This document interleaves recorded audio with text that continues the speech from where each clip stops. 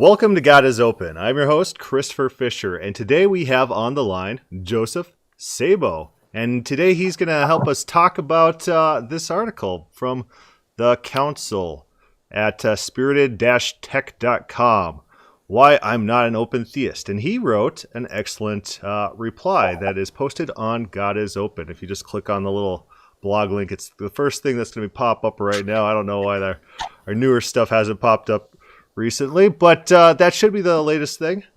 Joe Sabo, would you like to say? Yeah, it's the will of Providence. Would you like to say hi? Hello, everybody. Yeah, I just kind of force my guests to say hi, just like you must say hi now. It's super awkward. If you could address me as Nathan Peterson for the rest of the podcast, I'd be right. Nathan Patterson. He's the cousin of that famous actor who plays in those vampire movies. Yeah. What's that guy's name? Something Patterson. He's actually a good actor. Robert. Is it Robert Patterson? Robert Patterson. He's a good actor. So I suggest watching The Rover if you want a weird post-apocalyptic movie. Plus, he brought that water to those elephants too. That was nice of him. Water to his elephants. Yeah. I don't know if I've ever seen that one. It was all right. There was the end was kind of cool because the elephant, which get abused for the entire movie, finally decided that he'd had enough of it and went crazy and trampled some people and killed them, which I suppose is kind of sad. But yeah, divine. At that point, you're like, go elephant, go. It's just to say it feels good in movies. I show my kids movies. We have like a family movie night. And it's so interesting that my kids like intuitively understand justice. Like the bad people, they're happy when the bad guy dies, and they're like, "Good, that's what that person deserved." And right. I can imagine some parents being like, "No one deserves death in any circumstance, and we shouldn't want death on anyone." It's like these kids intuitively understand concepts of justice. Yeah, but I have kind of the opposite problem. Like, Eden had some kid at school spitting on her, and I was like, "You need to punch him in the throat." And she's like, "I don't want to. I'm going to get in trouble." So, one of my sister's friends was having troubles with her kid in daycare. This other kid just always hitting her and stuff like that. And she was divorced, and her father, he finally just told the daughters, "Just punch the kid. Just punch the kid in the face." And she's telling her kid, no, don't resort to violence. Don't do it. Violence doesn't solve anything. But as soon as her kid punched that kid back, they had no problems from that day on. Never again, right? Never again. So it worked. Sometimes violence is the answer. I mean, it shouldn't be the first response, but it's like if they're not getting it, I don't know. You got to do what you got to do. Sometimes it works. Sometimes it works. All right. Well, we'll go back to the article here. So our plan today is to kind of go through why I'm not an open theist, this article by the Sire, and we'll call this guy Sire. At first, I didn't read this guy's name, what he called himself, and then I was reading your article, and you're like, I'm going to refer to him as Sire. I'm like, is that like mocking him, or is that just like a weird thing? But no, the guy calls himself the Sire, so we will call him Sire. Could you scroll down all the way to the bottom of his article first? There's like a picture. There's a picture. He's got a picture. Did you see this yet? This like James Bond guy. Oh no, he looks like David Hogg. I have no idea who that is. Well, it's a James Bond picture with some other person's face. Oh, you think that's the guy who actually wrote it? Oh, he just photoshopped it. Okay, I thought that was a picture of like some random dude doing a fake James Bond pose. I didn't even put those together. Yeah, but it looks like David Hogg, that kid from Florida. Oh yeah. So maybe this is David Hogg's alternative account. He's not an open theist. No. No, but anyways, we'll go back over here, and you and I, we had some discussion already about when I was reading your article, and there's some of the things you said where we might have a little bit different of takes on it. And that's something you're going to expect in open theism, that different open theists are approaching things from different directions. And so there's going to be disagreements, right? Yeah. So it's a very free thinking theology, I think. I mean, all of us, for the most part, have independently come to it. I think some maybe is from, reading a book about from Boyd or something like that, but that always starts with asking questions. So, we don't have a systematic theology that we must adhere to. So, like you talked about, if there's a verse, maybe you interpret it a little bit differently than me, and that's okay. If anything, it just goes to show that different interpretations can be valid, and that kind of is the nature of text in general. Is we all have our own perspectives and our own level of education and things like that. So, we're not going to see everything differently. And that's one thing that really bugs me every time I read an article that's painting open theism in a negative light. It's always like a lumping situation. They're like, open theists believe this, open theists believe this. And for some, yeah, sure, but there is no open theist interpretation of Romans 9 or Romans 8. I mean, if you ask 6 different people in the group, you probably get 4 different interpretations at least, and then it's just a matter of, okay, well, which one here actually makes more sense in context with, how the language works and all that stuff. So I think it's funny, throwing out one example, John Sanders, in one of his books, he's talking about Psalms 139. And he says, okay, so here's the possible interpretations of whatever verse, you formed me in the womb. And he lists like 6. And, there could be 6 different ways to take that. And some open theists take one way and some other take the other way. But like when Norman Geisler responds to him, I think it's Norman Geisler in what's his God's Lesser Glory, I think it is. He only responds to one of them. And he thinks he refuted. Geisler, yeah, it was Bruce Ware who's God's Lesser Glory, but he only responds to one of them, and he's like, "I'm just going to take this one." It's like he offered you 6 different ways, and you're just responding to one. So. And that's pretty normal. I mean, even if you pick up just look at 3 different commentaries on Bible Hub on the same verses, and yeah, there's going to be some stuff in there that's the same, but there'll be some differences. So. Mm-hmm. For everyone out there who's not an open theist, if you want to write an article or a blog post painting open theism in a negative light, then, I mean, by all means do so, but don't assume that we all think the same or all hold to the same interpretation on everything, because we don't. Yeah, it's a really good point, because just refuting one open theist take doesn't refute all of open theism. Right. All right, so let's go over what this guy says. He says, open theism usually can be divided into 2. Some are open theists for philosophical reasons and other for exegetical reasons. And I would generally agree with this, that it's a spectrum. That there's those super philosophical ones. You got on that end maybe your William Haskers and Thomas J. Ords are over there, who they like to focus on the philosophy. How do these things work? Randomness. How does randomness factor in? And you see very little biblical exegesis in those types of work. Whereas on the other hand, you have someone like Walter Brueggemann, where basically all he does is he reads the text and tries to talk about what the text is saying in context. Yeah, I took a little issue with his statement, just because I think sometimes this gets kind of blown out of proportion, as far as it can be painted like there's 2 separate camps within open theism, and I don't look at it that way. It's like 2 different ways to approach the same situation. Like, if you believe in creation for scientific reasons, or if you just solely believe in creation because that's what the Bible teaches, you believe in creation. It's just 2 different pathways to come to the same conclusion. Mm-hmm. There seems to be some sort of a spectrum, and that's what I've focused on. And let's go real quick and look at the spectrum map that I kind of drew out. And it works fairly well for kind of categorizing or conceptualizing the spectrum of who's where, sure. how they think, what kind of influence they have. Open theists are accused of reading Hartshorne and Whitehead. And, a lot of these open theists that I deal with, never heard of the guys. Jesse Morrell, I doubt he's ever read Alfred Whitehead. I promise he hasn't. Promise he hasn't. And and we know Ord. No, not Ord. Yeah, Ord's read him. Boyd's read Whitehead. He Yeah. did a doctoral thesis on it or whatever.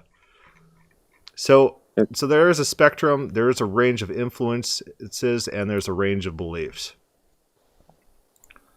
But let's see. We're going to kind of move forward and go philosophical open theism is his subcategory. This movement comes from the idea that propositions directed towards the future have no truth value because the proposition has no grounding and the future is pure contingency. What's your take on that? So, as kindly as I can put this, a lot of these sentences and the way that thoughts are constructed in here is difficult for me to understand what is trying to be said. However, could you pull that quote back up for a second for me? So the movement comes from the idea the propositions directed toward the future have no truth value because the proposition has no grounding and the future is pure contingency. All right. So I don't know anyone that believes the future is pure contingency. For the future to be pure contingency, that would mean that there is no settled certain future events at all in total. So for example, Jesus might not return, which if you want to have that position, you can have that position. I'm not saying that, I'm not bringing that out to try to make somebody feel some kind of way and they don't want to, adhere to that or whatever. But so God ultimately could lose, in the struggle, so to speak. And this kind of gets a little difficult for me to conceptualize, because to say the future is pure contingency, it's like, well, what exactly does that mean? Does that mean that there might be a time where I hit my thumb with a hammer and it doesn't hurt, like the nerves don't send a response or something, but prior to that, like my nervous state was completely fine. So here's how I'm reading that is in normal Molinism, you have every single event is an object, and not just a loose concept. So Christ returning, unless there's some sort of substance to that, like he's going to return on XYZ's date in this fashion, and everything that's related to that event is detailed. It's not like a loose thing that could be fulfilled in multiple different ways. Maybe he comes down at 8 o'clock. Maybe he comes down at 8:01. Maybe he comes down at 8:02. So although things about the future can be decided, it doesn't have a truth value because it could be fulfilled in multiple ways. It's not an object that's set and immutable. Does that make sense? Okay, so you think that that's what he's saying, or? Yeah, I think so. I think while God has plans and definite plans, and those plans are not contingent on anything, that the event itself doesn't have a true or false value because it's future. And okay, so sure. I think that's how they're using the language here, rather than how we say something's done unilaterally or if something's done non-contingently. It's like it's non-contingent that I go to work and earn a living, but that doesn't mean the event is set in stone. There's multiple ways that could be accomplished. Right, which it'd be good to maybe, I responded to this to the best of my ability, and to be honest, I had to kind of guess at some points because I'm not really exactly sure what's being said, because maybe we're not using the words the same, things like that. So it would be good for sure to like sit down with these people or whoever this guy is at some point, maybe. Alan Rhoda, he lists 4 different types of open theism, and this is quoted in the Wikipedia article on open theism. Voluntary nescience, and nescience just means that you don't have all knowledge, that you could gain knowledge in some capacity. So voluntary means that God chooses not to have all knowledge.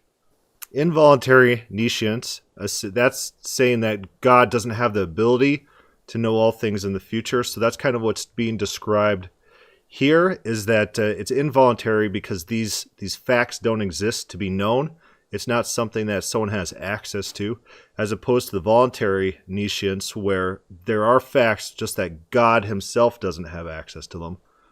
Non-bivalent omniscience, the future is athletically open and therefore epistemologically open for God, because propositions about the future contingents are neither true nor false. I guess that would be more like what he's describing there.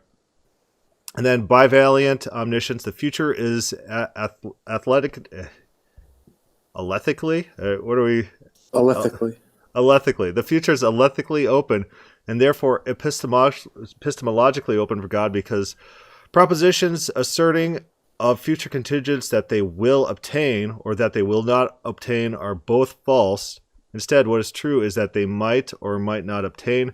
Greg Boyd holds this position. And so there seems to be 4 different categories. It looks like to me there's 2 different categories which can be known in 2 different ways. I don't know. Maybe something like that.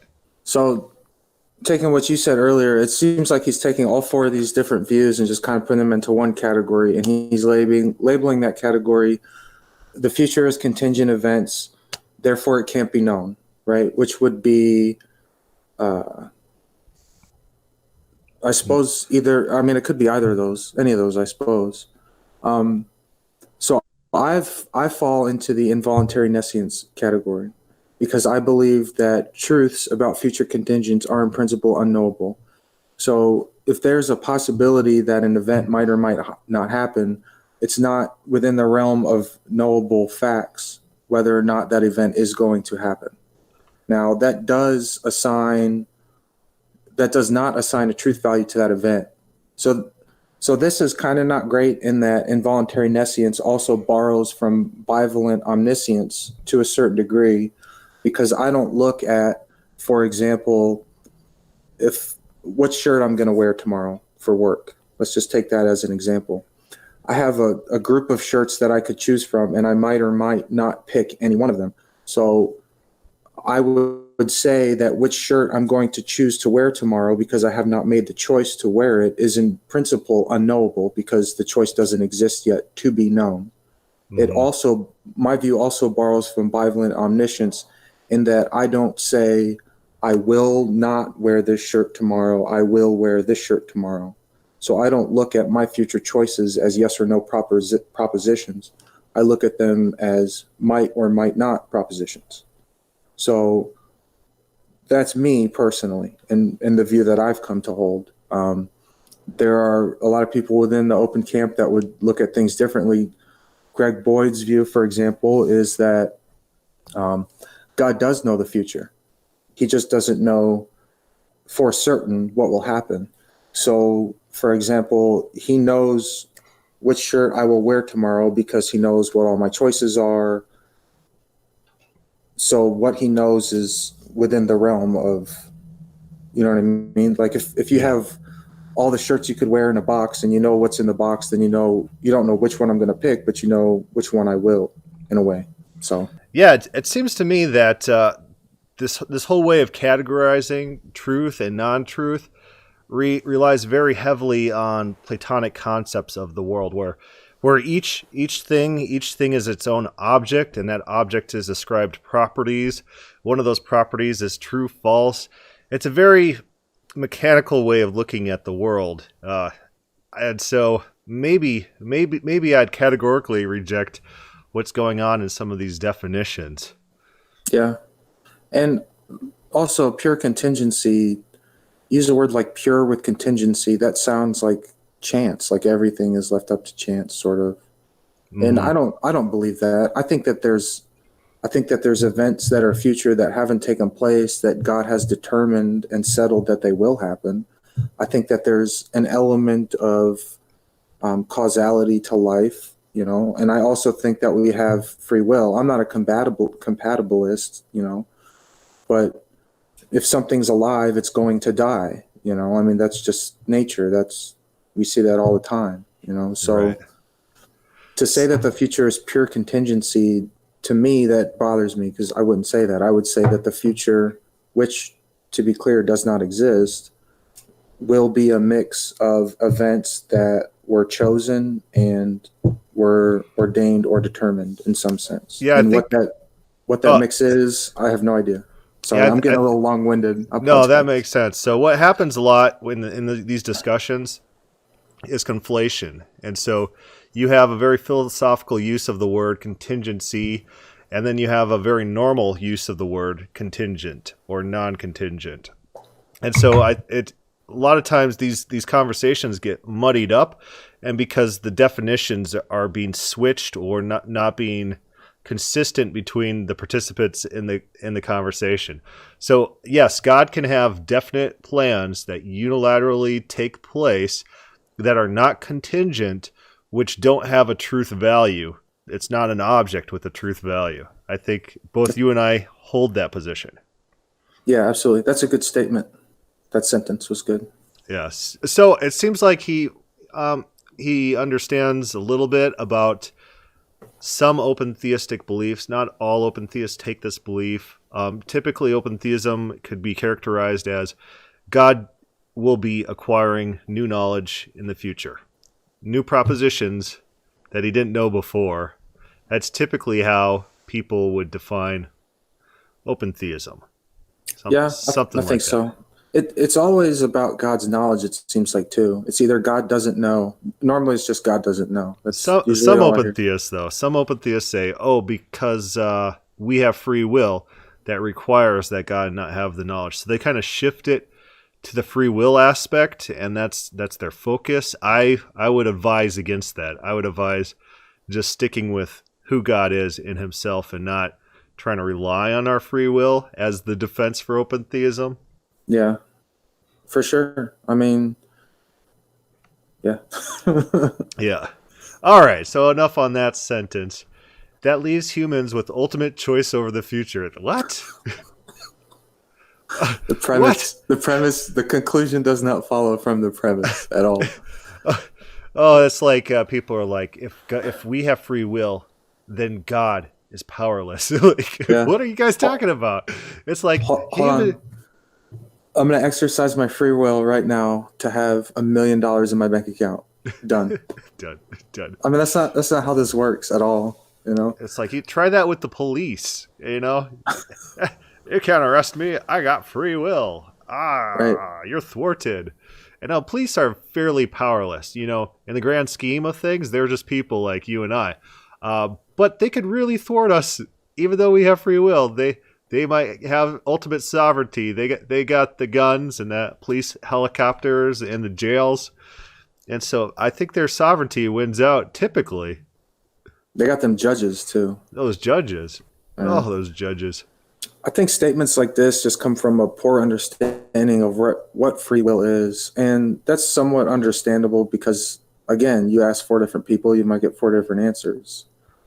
You know, which is why it's important if you're going to have a discussion about something, you got to establish terms and stick to them. So You know, I think it's pretty funny that Jesus in the garden, he says, "Not my will, but yours be done, God."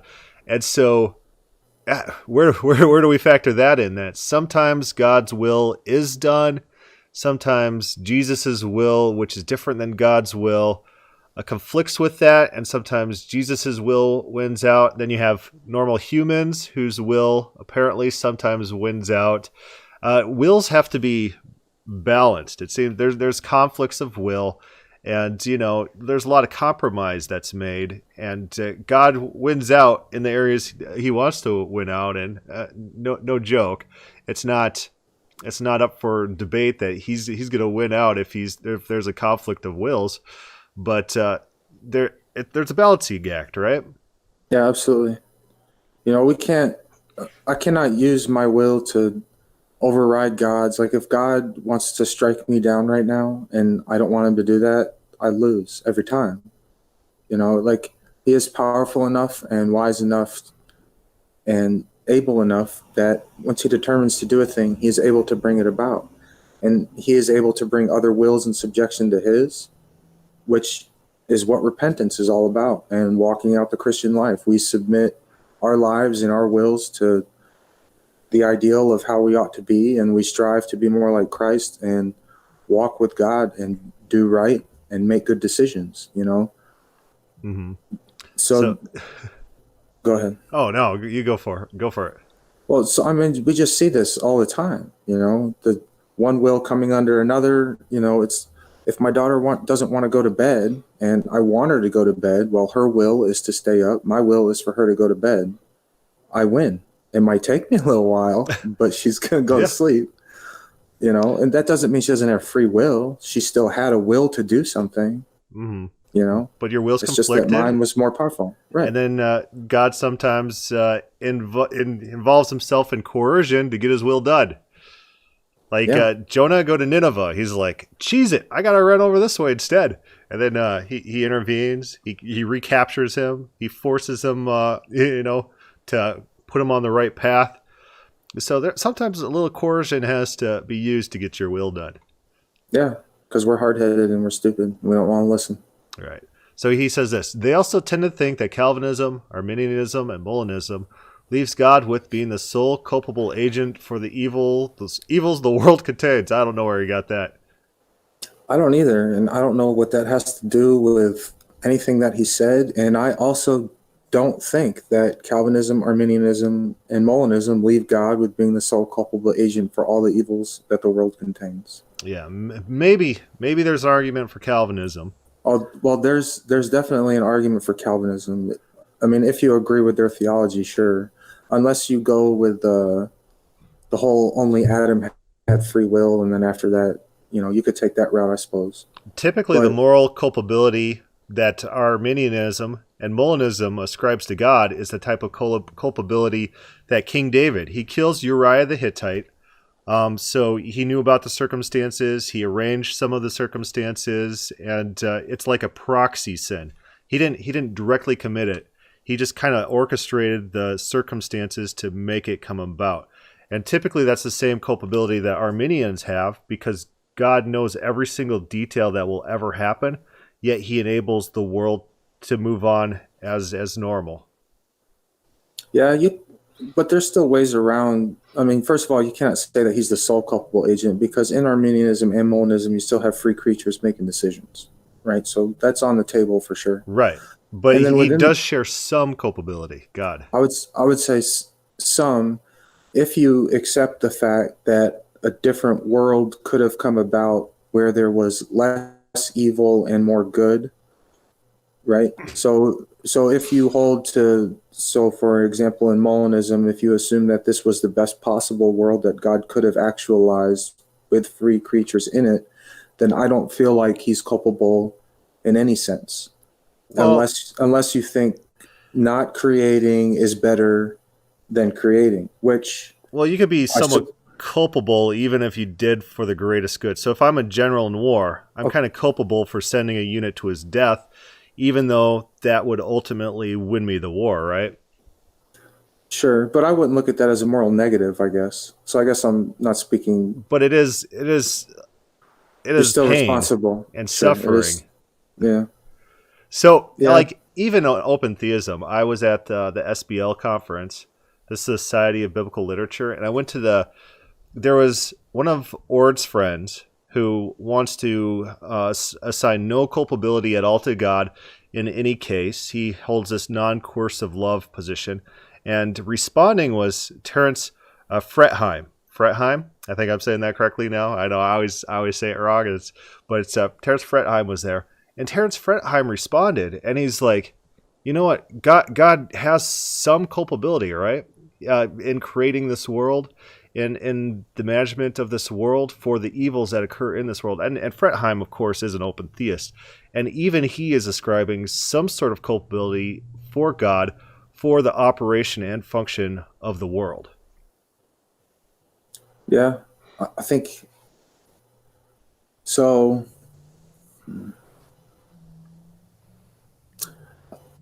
I think he just changed my mind a little bit now that I'm thinking about it. So that's good. Yeah, so like Job, in the book of Job, Job talks about, hey, God, you are shirking your duties. Your duty is proper management and function of this world. And all these evil things happen, like these evil guys, they get rich and they go down to their grave in peace, and their children prosper. So you are not judging as you should judge. So even Job is ascribing some culpability to God for the evil that happens. And Job's an open theist. And so it's not, I wouldn't say open theism absolves God of all culpability for the things that happen, although some open theists would like to make that argument. I wonder if you could relieve some of that culpability, though, if you bring into account that God is always working to bring good out of evil, but also to thwart evil before it becomes evil. Like if you're, say you're a CEO of a company, and okay, you're going to be responsible for the actions of your employees, but if you also are working with, say you have like a troublesome employee who's always causing problems, right? And then you have other employees that you place around them, and you give them special training, and you give them all these tools in order to try to help this other individual, and you try to, restrict his access to certain things that maybe he's having problems with. I wonder if that's enough, if your ultimate goal is to bring that bad employee up to the status of a good employee, if that's enough to sort of relieve the CEO of culpability. I'm just thinking out loud here, I hear what you're saying. I would take the Terence Fretheim position personally that, because you are a manager of a corporation, maybe you're a general of an army, in the military, they have this very, very acute sense of culpability that if there's problems anywhere in the military, that it's the commander's fault. And so the CEOs in private companies, if there's problems in the corporation, although the CEO might not have caused it, because of his status as over that corporation, it's a little bit his fault. Yeah, I'm not trying to say that it's not maybe not a little bit. I'm just trying to get that culpability down as small as I can. That's all. So just a little bit, just a little bit. Just like a dot. So this is an interesting conversation because he's trying to say that open theism tries to relieve God of culpability. Some open theists do, but some, like Terence Fretheim, they admit that even in open theism, God has some culpability for the evil that occurs, and it's not. We just had two open theists having that same discussion. Look at that. Yeah. So it's funny. So someone says, "Oh, you just want to try to absolve God of culpability, or you want to give man free will, and that's your philosophical reasons." Open theists have these debates among themselves, so you know who you're arguing with and know where they're coming from, or else you're probably responding to the wrong person. Yeah. So exegetical open theism, and I do like these categories. There's some open theists who are more focused on reading the text than others. Like there was a conversation that Ord had with one guy. He asked to proofread his book, and I'm not going to give the guy's name or anything, but the guy was talking to me, and he's like, I was talking to Ord, and I said, your conclusions don't follow. What about this verse over here? And then Ord responded, well, that verse is just not useful for this. So there's some people. You what? That's outstanding. Yeah, it's like, so some open theists use the Bible differently than others. They come to the Bible and they see it as a different type of text and to be used differently. And you got Boyd has his Christocentric hermeneutic. Everything is reinterpreted in light of Jesus. And, I don't blame him for any of these guys' positions. I don't blame Ord. I don't blame Boyd or anything like that. But just know what they're doing with the Bible. Know how they see the Bible. Because that will shape how they think about open theism, how they think about culpability, how they think about the nature of the future and the nature of God. I think there's a healthy balance, too, between, obviously we keep the text as the foundation, but there's a healthy relationship between philosophy and text. Philosophy is not bad. The text isn't bad. They're both tools. Granted, one tool, the Bible, should be more prominent than the other, but there's nothing wrong with using them together. I try to use both of them together. So he says this, these positions are not mutually exclusive. Yeah, I think there's a spectrum. All right, let's go down. Open theists The exegetical open theist thinks the Bible clearly and in a qualified way states that God does not know the future. Well, maybe, but let's go look at his proof text. And this proof text, I think I've written some articles on this, why this is...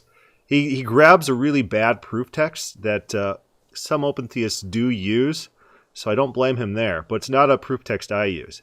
This is coming from Jeremiah. There's 3 instances in which Jeremiah says that something did not enter God's mind. And they built high places of Baal that are in the valley of Ben Hinnom to cause their sons and their daughters to pass through the fire to Moloch, which I had not commanded them, nor had it entered my mind that they should do this abomination to cause Judah to sin.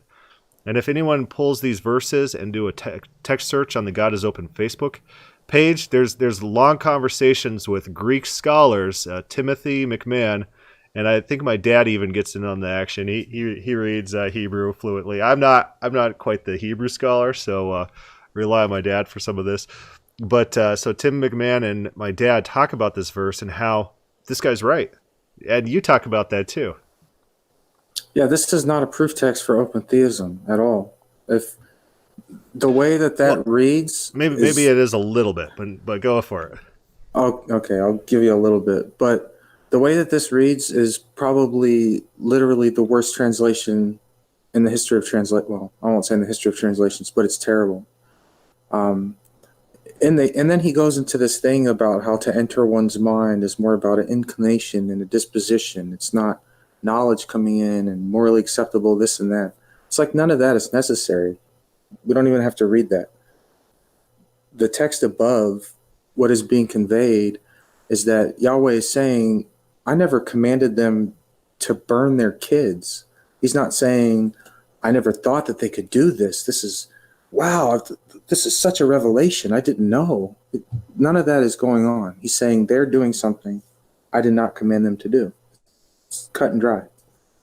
Yeah, so this is not about God never before thinking that they would ever sacrifice their kids. It's God saying, I never commanded you guys to sacrifice your kids to me or to false gods, anything like that. But how this proof text is useful, Calvinists think that God decreed everything. And this is saying that God did not command anyone to do this thing. And so you could use this against Calvinists who think that everything is by divine decree, determination, predestination, flowing from the command of God's mind. And this is saying, no, some things happen that are against God's will, that are against God's command, that never entered his mind to command.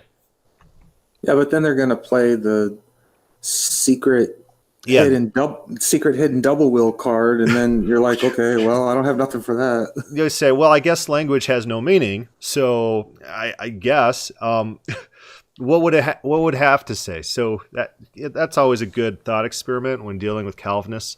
What sequence of words in this situation would say what I'm trying to explain here, rather than your idea of this double secret hidden will?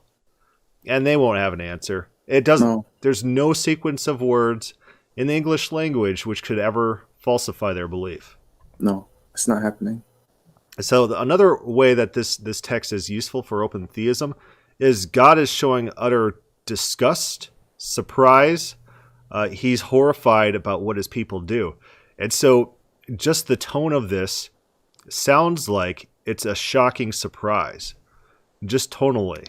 And, it's not a proof text for open theism. Like, this is definitely God is being surprised, getting new information in his head. But just the shock and the disgust in this suggests that this wasn't divinely in his mind from all eternity that these things would happen. Yeah. That's a good point. I guess I never really looked at it like that. I don't deal too much with Calvinists. I learned my lesson, so.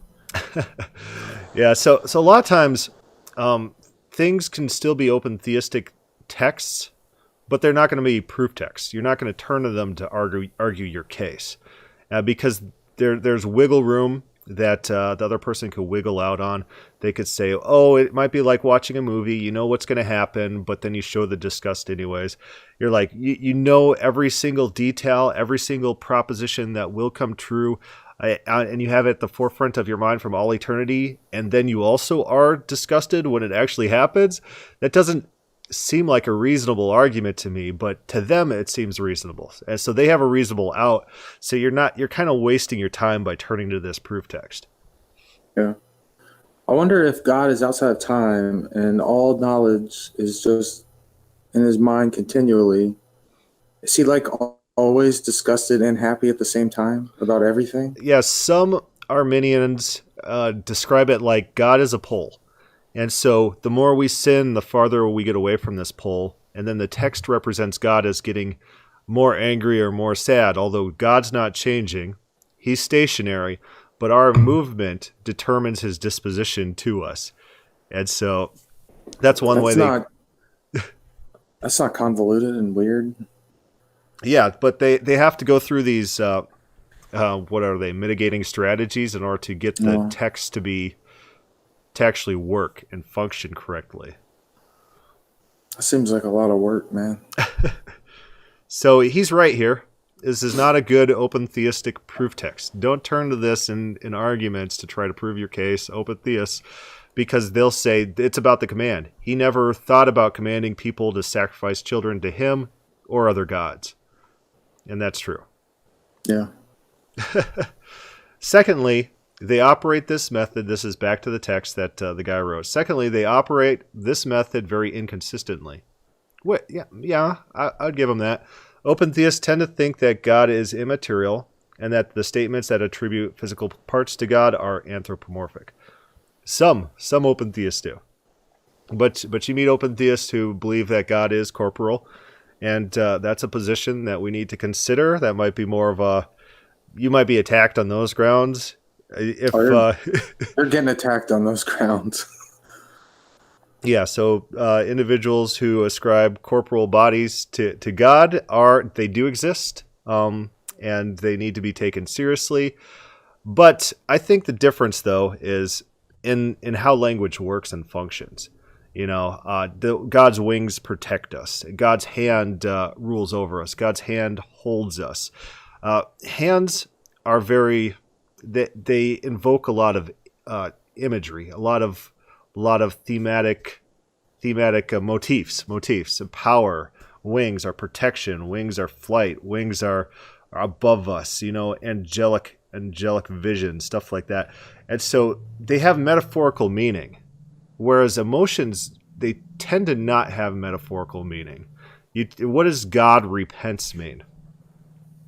And so you might be a Norman Geisler, and you might say, oh, repent is a metaphor that indicates change of process. Really?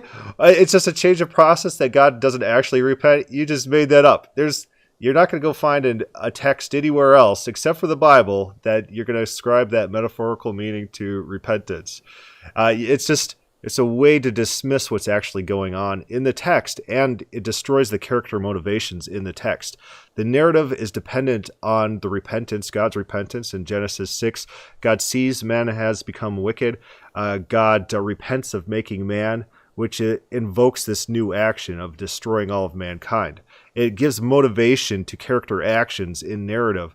And if you're saying, oh, all of that's not true, he's not actually repenting, he's not actually considering these things that he sees, well, then it destroys what's going on there. You're making the entire story like a myth to explain a change in process that's eternally decided. And it's not really true to the text. So if you have a text, there's going to be a meta-narrative to it. There'll be an overarching idea that's trying to be conveyed by the author to the reader. In the case that you provided, it's that God repented of his action, and took steps to correct the problem. So when you take the idea that's trying to be conveyed and you demote it to some lesser nonsense, some metaphorical thing, you're not doing justice to the text. So in these areas where it talks about God having physical parts, we have to ask ourselves, is the author trying to tell me that God has a body, or is this language being used to convey some other idea? And that's just a good principle to have when you read any book, whether it doesn't matter what the book is. You should always be asking, what is the author trying to tell me? And there's some places in the Old Testament, especially, where you can't deny that a physical body is being described. That God is walking in the garden in the cool of the breeze. He's walking. That's what it describes. He sits down with Abraham and eats in Genesis 18. And so what they'll do is they'll admit that these things, because the narrative forces there to be a body, we're reading a narrative and there's a body involved. They'll say, oh, that's, it's an appearance of Christ in the Old Testament. So they intuitively know when things are quote unquote anthropomorphic or metaphorical. I think metaphorical is the better description of a lot of these sayings about God's wings are going to protect us, things like that. Those are metaphors. They're imagery to evoke emotions and concepts that we already have mapped. Wings mean protection, hands mean power. But in those narratives, they have no choice but to assign a body to Yahweh, and then they have to explain it away. Yeah. Does God have a body? Well, people say, oh, Trinity, and Jesus had a body, right? So they have to admit God has a body, right? They have to do it. And so I don't understand this whole hostility to bodies, even when they admit that Jesus had a body, and then they admit that there are certain times in the Old Testament where the narrative demands a body. And then they criticize open theists for taking things inconsistently. No, we use narrative. Should I trigger Trinitarians here? Or no? Well, that might be a different podcast. But here's the thing. They intuitively know when an idiom is being used and when actual description is being used in a narrative, and it's functioning within a narrative and can't be explained away. Yeah. And for the record, I mean, Yahweh might have a body. I don't know. I haven't been up there. I have no idea. My only point that I was trying to say is, like, if you said something like that, people are coming for your head. Like, it's a wrap for you. Sounds good. He says, third, this is back to the article. Third, there are texts that teach God knows everything that has or will ever happen. What?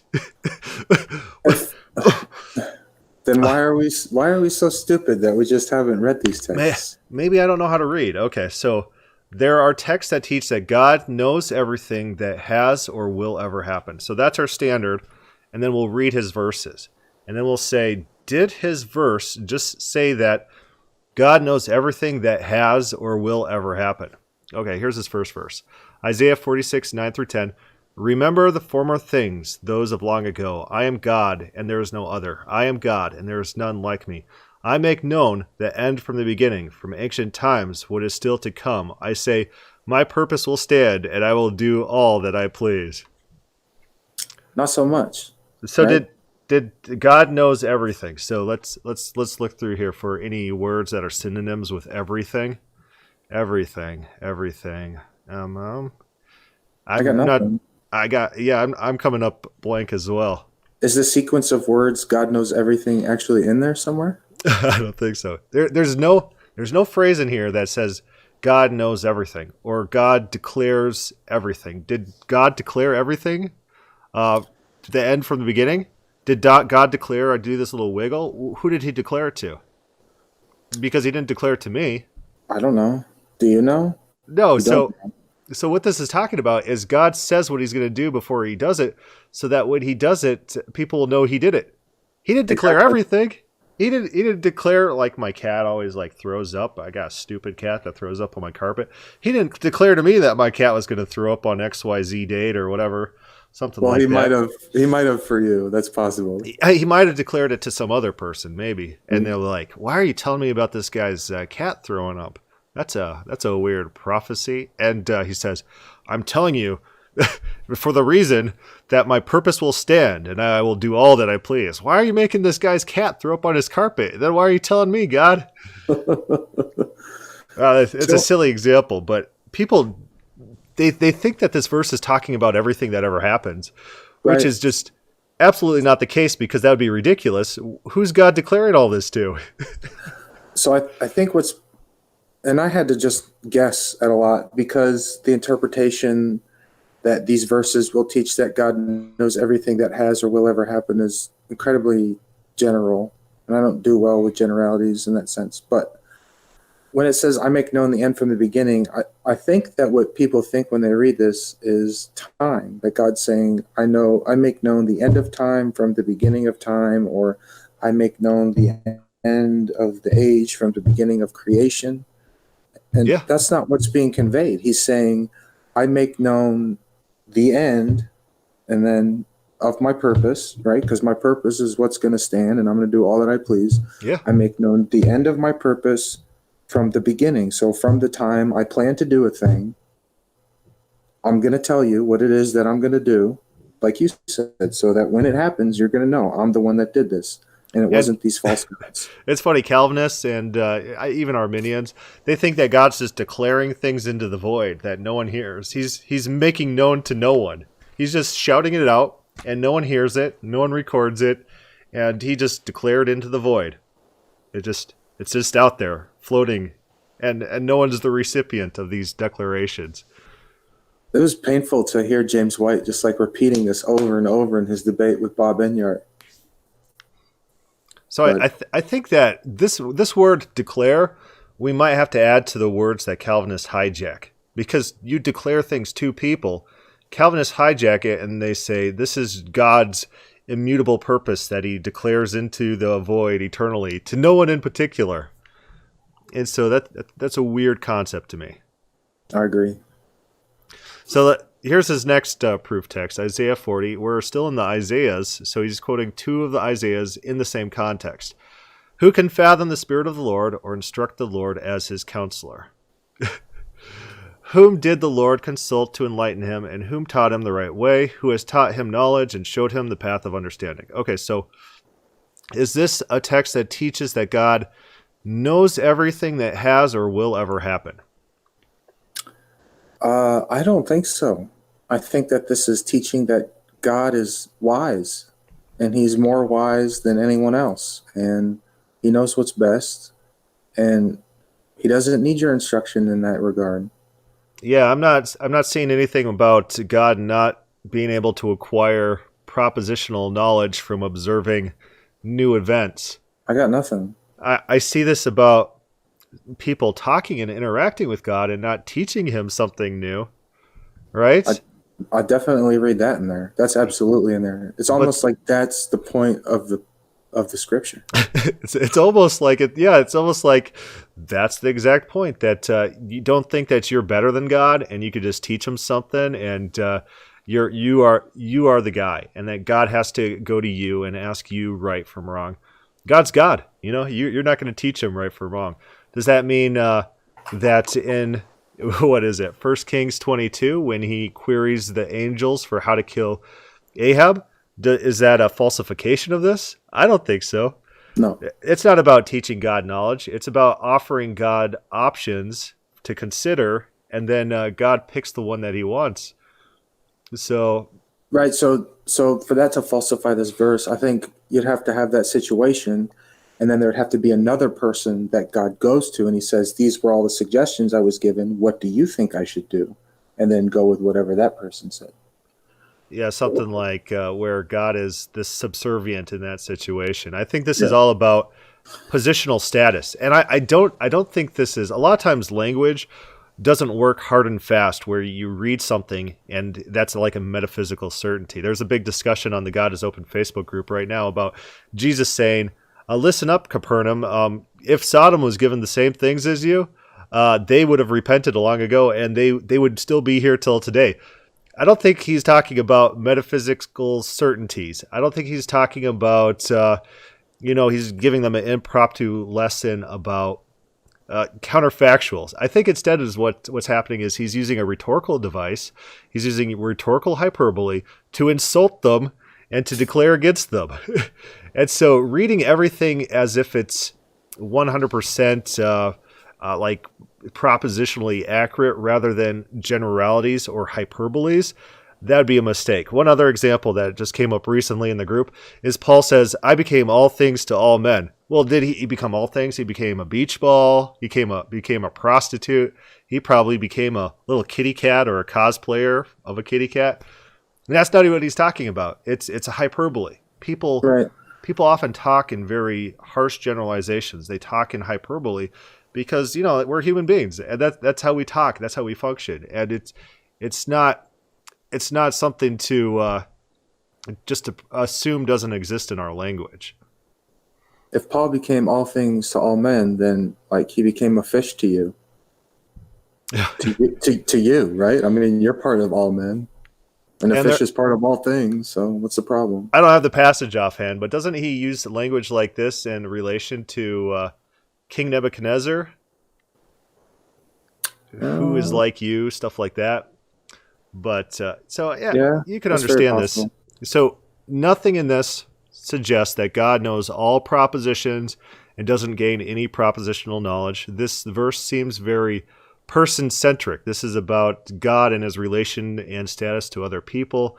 And then on top of that, there's no indication whether it's hyperbolic, whether it's a generality, or whether it's a metaphysical absolute. God can't acquire any knowledge from anyone. And what type of knowledge? This seems to be very focused on righteousness, that someone can't teach God to be more right. Yeah. All right, so go back to what he says. There are texts that teach God knows everything that has or will ever happen. His next proof text. Before a word is on my tongue, you know it completely, O Lord, from Psalms 139:4. So do you see anything in there about God? What's the statement? God knows everything that has or will ever happen. Anything in there about that? Oh, I don't see it, man. I mean, and I'm really trying right now. So like, I'm trying. So if someone knew every word I was going to say before I said it, and if they came to me and said I could do that, and then they demonstrated it, I'm about to say a word, and then they told me what word I'm going to say. After this whole experiment's done, and they get every single word I say, they get it right every single time, my natural conclusion is not to say, oh, you must be omniscient. You must know all things that have ever happened in every sense of the word, all the way into the future and everything that can and will ever happen. That's not going to be my conclusion. No. It would be like, how are you taking brain states and figuring out what I'm about to say? Explain to me how you were figuring this out. Yeah, it'd be like, oh, you must have some sort of mechanism to, like a prediction mechanism, with the limited knowledge that you have of who I am, my brain waves, something like that. And you might be able to predict like that. And a lot of open theists, this is how they take this verse. I think this is a little bit ridiculous, ridiculous take, that they think that God watches their brain synapses fire. And so that's because we think in our brain before we say it. That's how God knows what we're going to say before we say it. I don't think that's what this text is about myself. So I took that interpretation because that seemed easier to me than trying to explain that this is poetic language and the psalmist is just, overcome with something. I didn't want to go that route, and a lot of the verses that I responded to, because I just accepted his interpretation because it seemed like that'd be easier for me. Yeah. So that could be a position. I don't think King David's like, no, let me explain. We're doing a book on poetry. We're doing a psalm of praise to God. Let's explain him watching our synapses fire. I think what's going on is, if I'm talking about my wife and it's a love poem about my wife, and we can finish each other's sentences. We are so in tune, in love. Not saying I'd ever write this poem, this is just an example. But there's an open theist on God is Open. He says, yeah, me and my daughter are so close that we can finish each other's sentences. We know what we're going to say before we say it because it's a personal relationship. They know each other so well. It's not a hard and fast rule. So when you're reading the Psalms, it's a mistake to take everything hard and fast. The Psalms talk about God's wings. So if you're taking everything hard and fast, you should be ascribing wings to God. For sure. And don't do that. Or maybe do. I don't know. It's fine. God having wings. There was that episode we did on God is Open about God's wings. The psalm saying God has wings, if it's being used in a metaphorical sense, it doesn't tell us if God does or doesn't have wings. That's not the purpose. That's not the No. purpose of the statement, to tell us if God has wings or doesn't. It's actually being used for a different purpose. It's to illustrate God's protection or power. And And I think this is an illustration of God's personal relationship with King David, and the whole psalm itself reads to me like a very personal, special relationship that's not generalizable. and I agree 100%, But I feel like if I was to try to explain that here, he would just be like, "Oh, he's just using poetic language to explain this away." So what I try to do a lot of times when I'm discussing something with someone or we're in debate is I will do my best to just accept their interpretation of. So like in this instance, I can illustrate a way whereby God can still literally know everything that you're going to say before you say it with some sort of mechanism, which is a possibility that he could do, if he wanted to do. So that way I don't get bogged down in the whole, is this poetic? Is this literal? Because I feel like some of that is necessary at times for sure. But in a debate context, if you have one person saying, well, this is poetic, and another person saying this is supposed to be literal, you're not going anywhere. Like So, that's the end of the conversation right there, done. so let me hit you with a new angle. There's other possibilities that no one considers that are actual possibilities. Let's pretend God's omniscience functions that he learns all events 10 minutes before each event happens. Let's just pretend hypothetically that this is a scenario about how God's omniscience works. In that sense, God can predict things that are going to happen in the future, 100% accuracy, 100% of the time, although open theism would be true because he's acquiring knowledge, he's acquiring information. And or maybe God hasn't acquired omniscience of all future events. Maybe God is working with Adam, then he works with Noah and Abraham or whatever. And at some point in time, he's like, okay, now I want to know everything in the future. And then he makes the world such that he now knows all the future, and acquired omniscience of all things.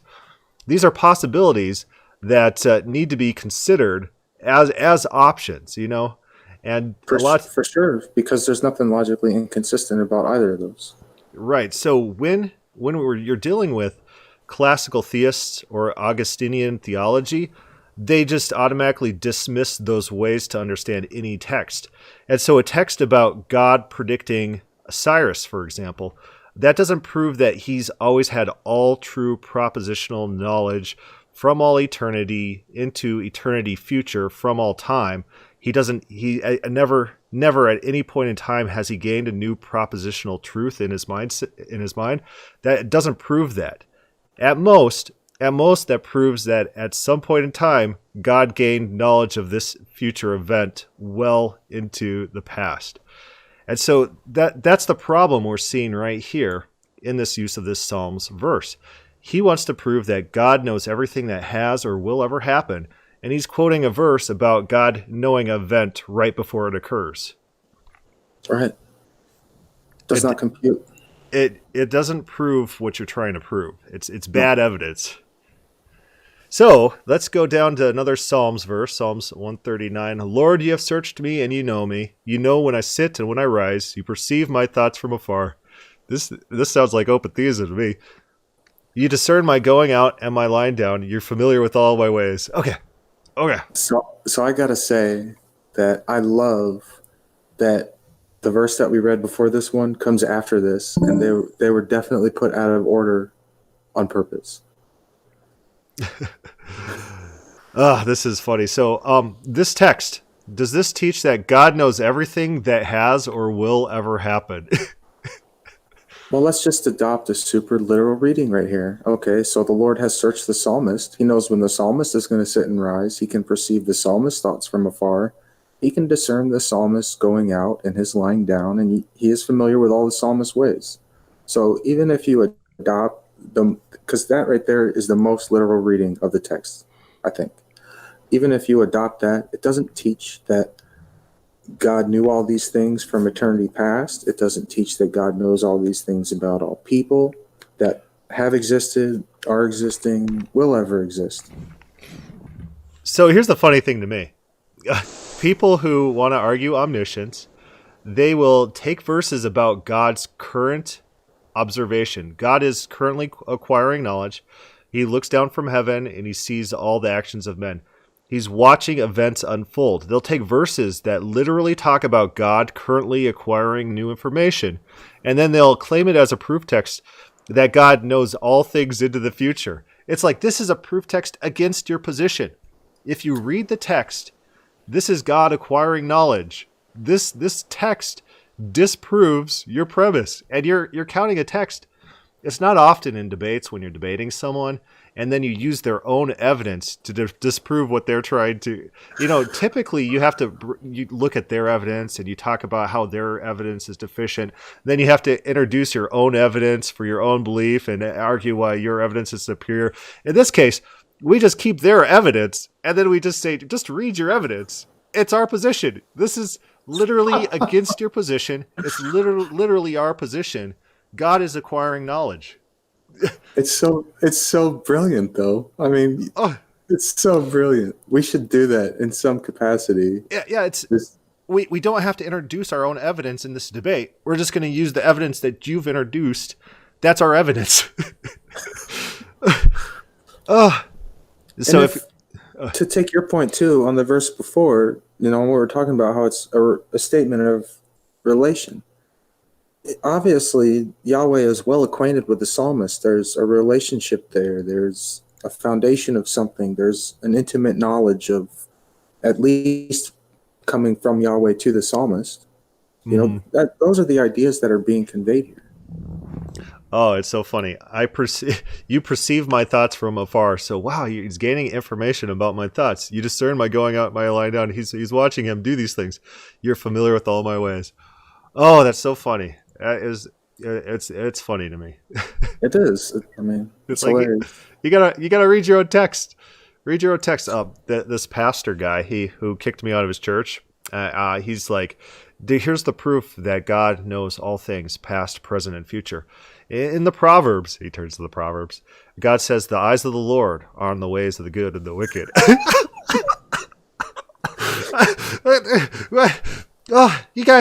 You guys haven't given any thought to your proof texts.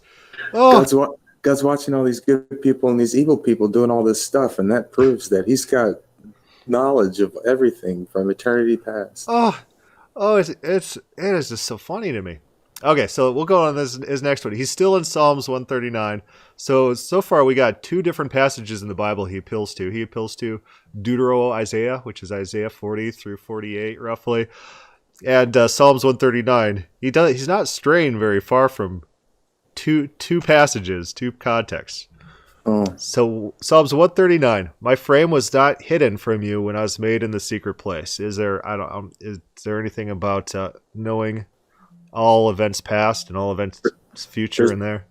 There's a secret somewhere, I guess. That's kind of right. Opposite, though. Yeah, it's like I was visible to you when I was being formed. When I was woven together in the depths of the earth, your eyes saw my unformed body. It sounds a little open theistic to me. I don't know. All the days... Okay, so here's probably where he's getting at. All the days ordained for me were written in your book before one of them came to be. How precious to me are your thoughts, God. How vast the sum of them. So maybe he's referencing that phrase too. Were I to count them, they would outnumber the grains of sand. So he's describing a quantifiable number of knowledge, his thoughts. When I awake, I am still with you. Did you see anything in there about God knows everything that has or will ever happen? So he's like 0 for 6 right now. So I guess... I guess so. The thing that he could appeal to would be the days being ordained. I really want to hope that he's appealing to, I was woven together in the depths of the earth. I feel like we should talk about that because apparently we aren't created like in a stomach in our mommies. We're actually made in the depths of the earth, which was maybe like the core of the earth or something. And then we come up here and inhabit a body. So I think that's idiomatic. where Job says, naked I came from my mother's womb and naked I will return. There's a lot of, you don't, when you die, they don't take your naked body and shove you back into your mom's stomach. That's weird. And so I think there's a lot of Hebrew idiomatic phrases at play, which conflates the lowest parts of the earth or the grave and the womb. I think it seems idiomatic there. Are you suggesting that this passage from the Psalms is full of idioms? I would suggest that. I would actually take Calvin's view on this verse. John Calvin, he's a pretty good Hebrew scholar. I'll give him that. Is that John Calvin himself? John Calvin himself. This is John Calvin's commentary that I got pulled up. And I'll kind of increase the text here. Because John Calvin's my homeboy. Everything John Calvin says I love very much. So could we assume that if this verse teaches that God knows everything that has or will ever happen, that John Calvin would have definitely 100% said, yep, this is coming with me? Maybe. We might assume that in John Calvin. But let's read what John Calvin, his take on this verse. And it's a translation issue.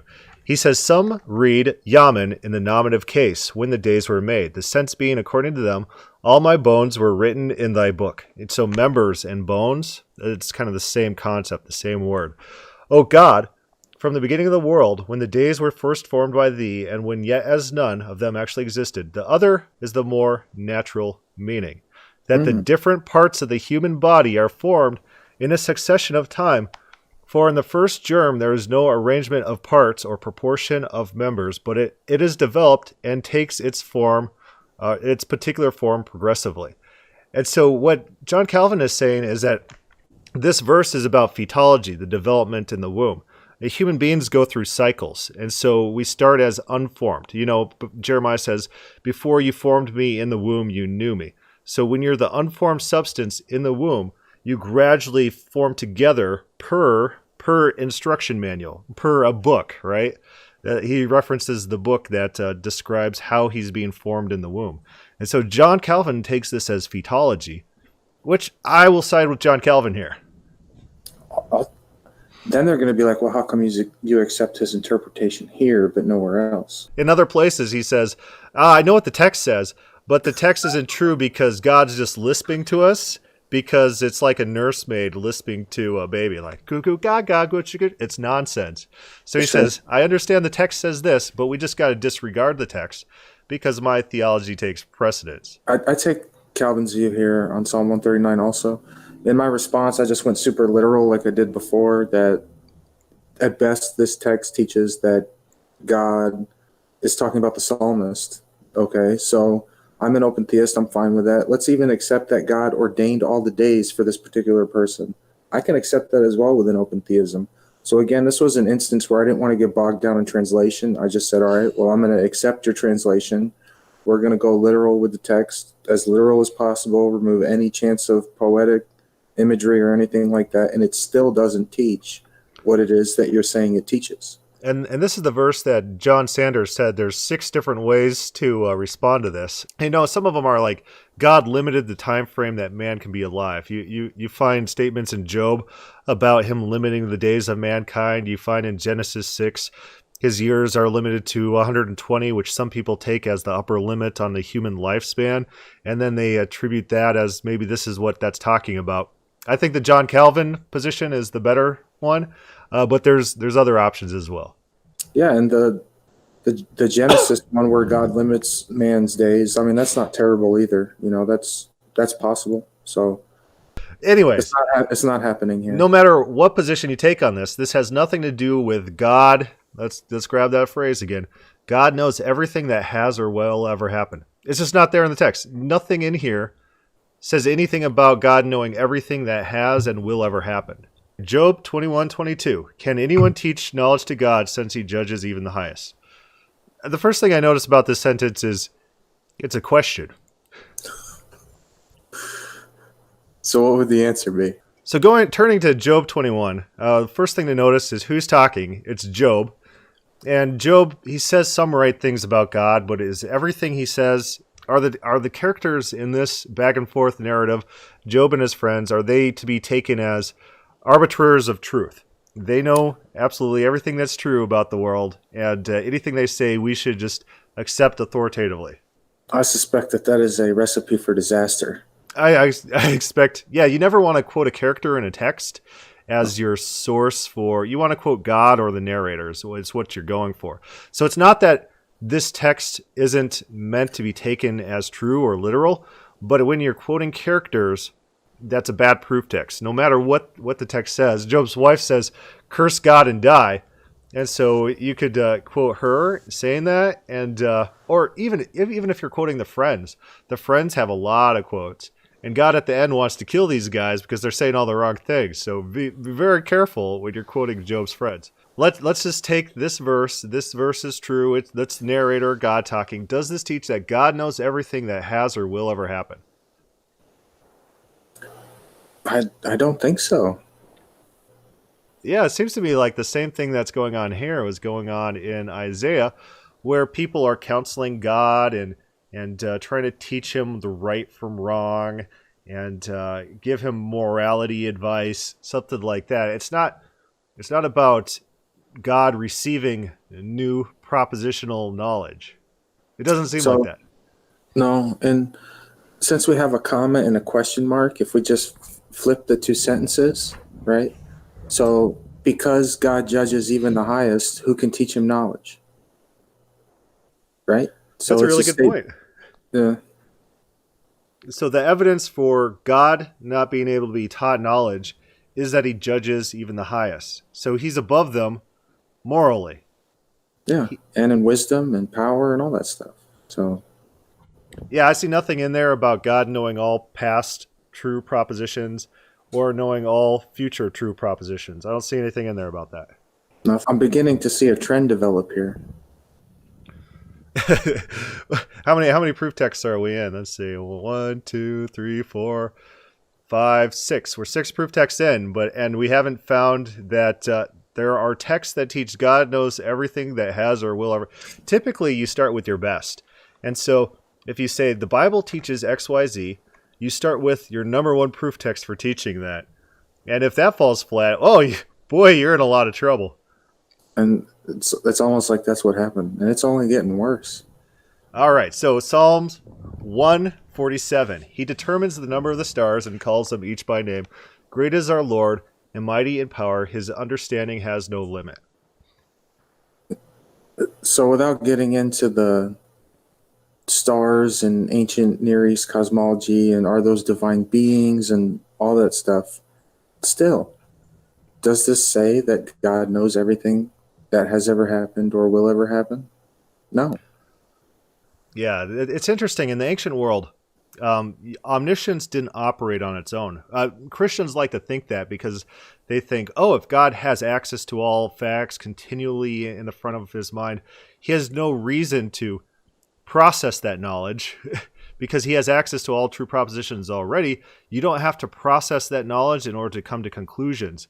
But that's actually what this word here is. It's about God's processing ability, that God is crafty or clever, and his cleverness has no limits. His ability to process and use information to bring about practical results, results that affect the real world. And it has no limit. That no limit, that's the same word that's used for Joseph collected the grain in Egypt right before the famine. He collected grain without limit. And so someone like Doezel will come to this verse and they'll say, this no limit means perfect perfection that's categorically different. Well, that's a little bit of a stretch. Maybe it does. Maybe it does. But elsewhere, the word is used for things that actually do have finite limit. It just means uncountable. It means very great, a lot. It doesn't. You don't see any definitive uses of no limit used in the sense that Doezel would like, where it's a perfect perfection. And so I think there's all sorts of problems. There's some conflation with knowledge. Being able to use and process knowledge is not the same thing as having knowledge itself. And that's one thing they don't understand because conceptually, the ancient Near East view of how knowledge functions, it's not in their wheelhouse. It's not in their conceptual framework of God because it doesn't make sense with Augustinian theology.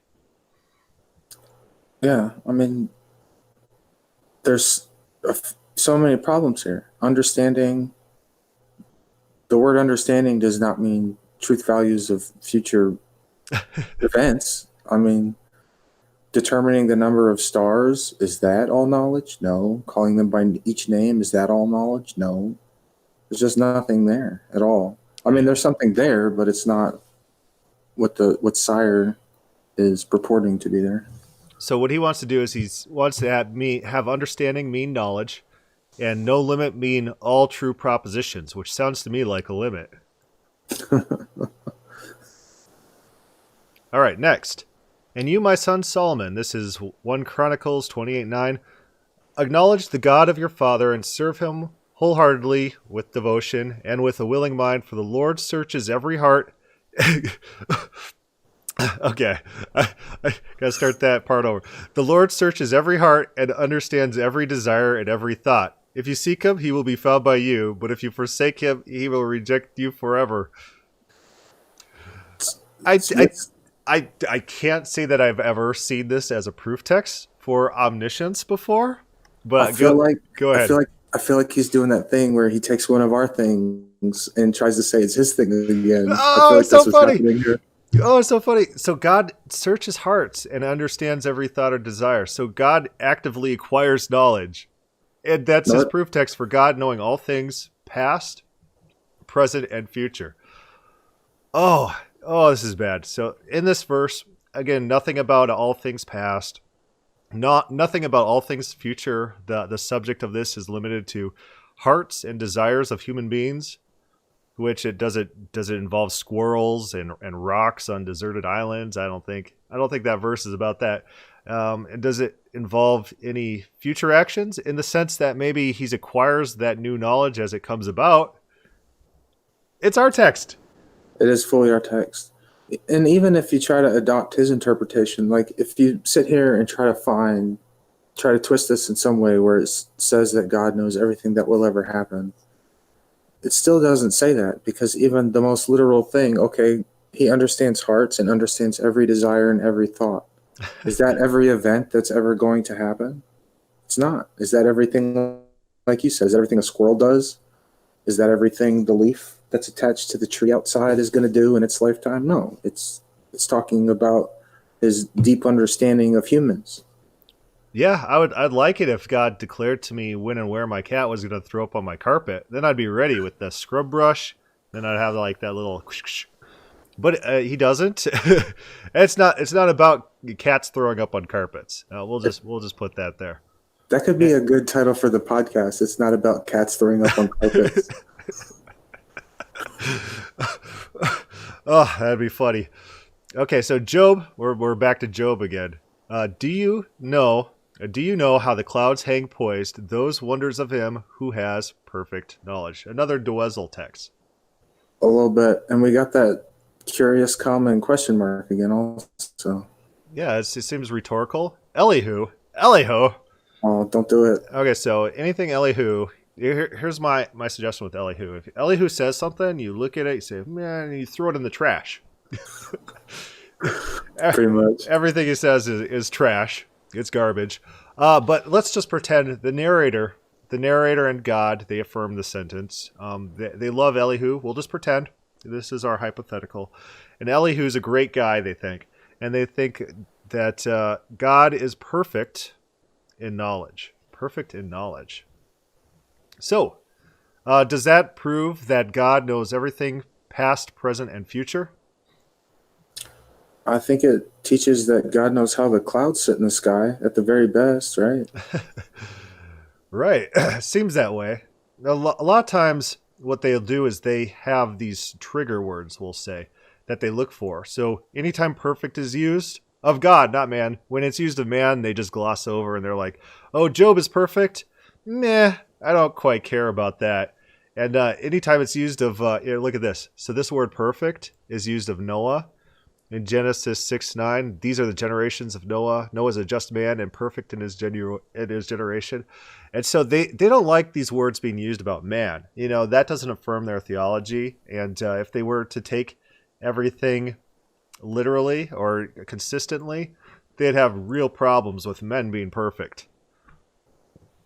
But this Yeah. perfection, it's just general statement without blemish. It's a good knowledge. It's a high quality knowledge. Right. And the purpose here is to show how high above Yahweh is compared to us, compared to the object here. So he's basically saying, like, you don't even know how the cloud right there, how that sits in the sky. Yahweh does. So he's saying God's. This is Elihu talking. Remember, garbage. Not saying that this statement's garbage. I would say this Right. statement. I'd say God's perfect in knowledge, and what perfect means is without blemish. It's like God's knowledge is he's got access to a lot more knowledge than we have. And if I'm going to argue with God on something, typically God's going to be right. If it comes to like a factual statement, what happened yesterday in Syria or something like that, I'm not going to argue with God and say, well, here's what I think happened previously on this whatever day. I think God might have better access to information than I have. I suspect he does. So I don't see anything in here about never being able to acquire new knowledge, never or knowing all things future that will ever happen.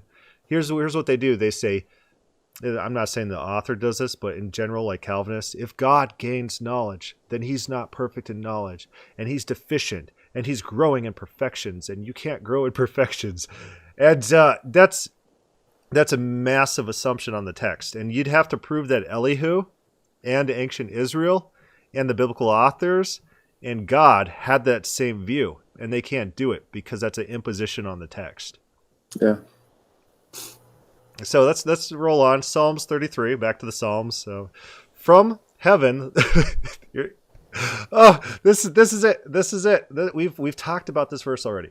From heaven, the Lord looks down and sees all mankind. From his dwelling place, he watches all who live on earth. He who forms the hearts of all, who considers everything they do. Okay, let's scroll up to look at our phrase again. Third, there are texts that teach God knows everything that has or will ever happen. So does that text to you, does that teach that God knows everything? We'll start with the first part. Does that teach that God knows everything that has ever happened? No, it doesn't say everything that has ever happened in there. No, it doesn't say anything about that. How about does it say that God knows everything that will ever happen? It doesn't say that God knows everything that will ever happen. Yeah, it seems to me. This is literally the third time where he's taking one of our things and giving it back to us and saying, this disproves your thing. This is God acquiring knowledge. This shouldn't happen. This should not happen in a belief that God doesn't acquire knowledge. God should not be acquiring knowledge. And he absolutely should not be doing it through, what's the mechanism here? In Augustinian theology, God's knowledge is ever present in his mind. It's ungenerated knowledge. If he gains knowledge from outside himself, that's acquiring knowledge. So if God didn't know how the universe was going to turn out at some point, and then created the universe, and then acquired knowledge of the future events, you're an open theist if you believe that, because God acquires knowledge to himself. God acquires propositional knowledge. But does this describes the way that God acquires the knowledge? There's a word in there. It starts with a W. Watches as he's looking down. Watches, looks, sees. This is visual omniscience. God is acquiring knowledge through a mechanism. He's acquiring it through visual sight as events occur in real time. And maybe he might be referring, maybe he wants to, let's pretend, for example, he read the first part correctly, and he just included it accidentally in his quoting of this verse to make his point. Maybe he's focusing on the second part. Maybe he's a Calvinist. He who forms the hearts of all. Well, then we have to look into what maybe forms, what that word means. That God shapes, or that God guides, or that... Right, so does that mean physical formation of the heart, like in the birth, in the gestation process?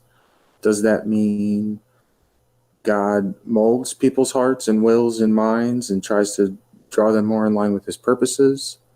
What does that mean? Yeah, so let's do the quick text search on that. We'll pull in some. God forms man. Okay, man who he's formed. God formed every beast. there's potters, there's fashioning, and there's molding. Yeah, so there you'll find proverbs and stuff like God guides the hearts of kings. Man's ways are his own, but God guides his steps. Things like that.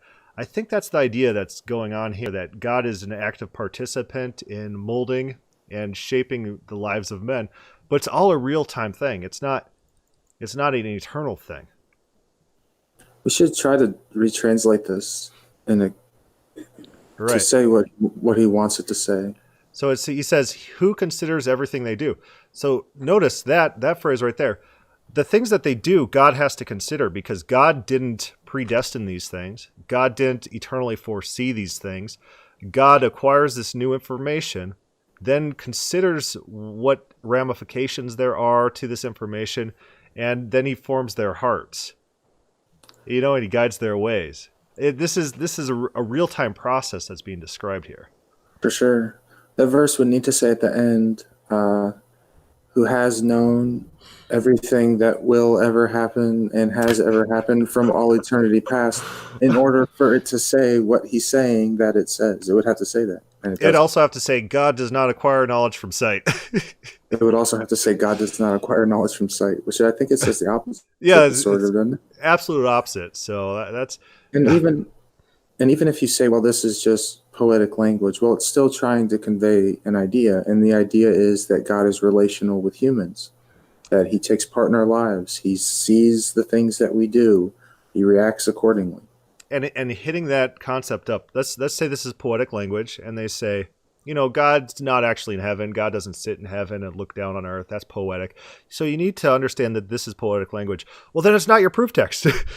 Right. You can't prove that this poetic language means what you're claiming. Yeah, it's just like back up at that first proof text we talked about for open theism, how it never entered God's mind that he should command these things. If it's not a good proof text, don't include it in your proof text.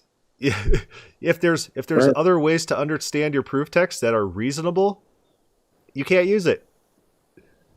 No, and to be honest, when I was writing my response, it was like maybe 2 or 3 verses ahead of or in front of this that we already went through, where I was just so drained with doing this, to be honest with you, because there's no interpretation offered of these verses, so I'm trying to find what he is saying that these things say, and none of them say it, and it was very taxing for me. This is a real problem in debate. People think that verses speak for themselves, and so they'll say, here's my view, and it's the true view, and you'll say, okay, well, what's your evidence? And they'll post a verse, and you say, what does that verse mean?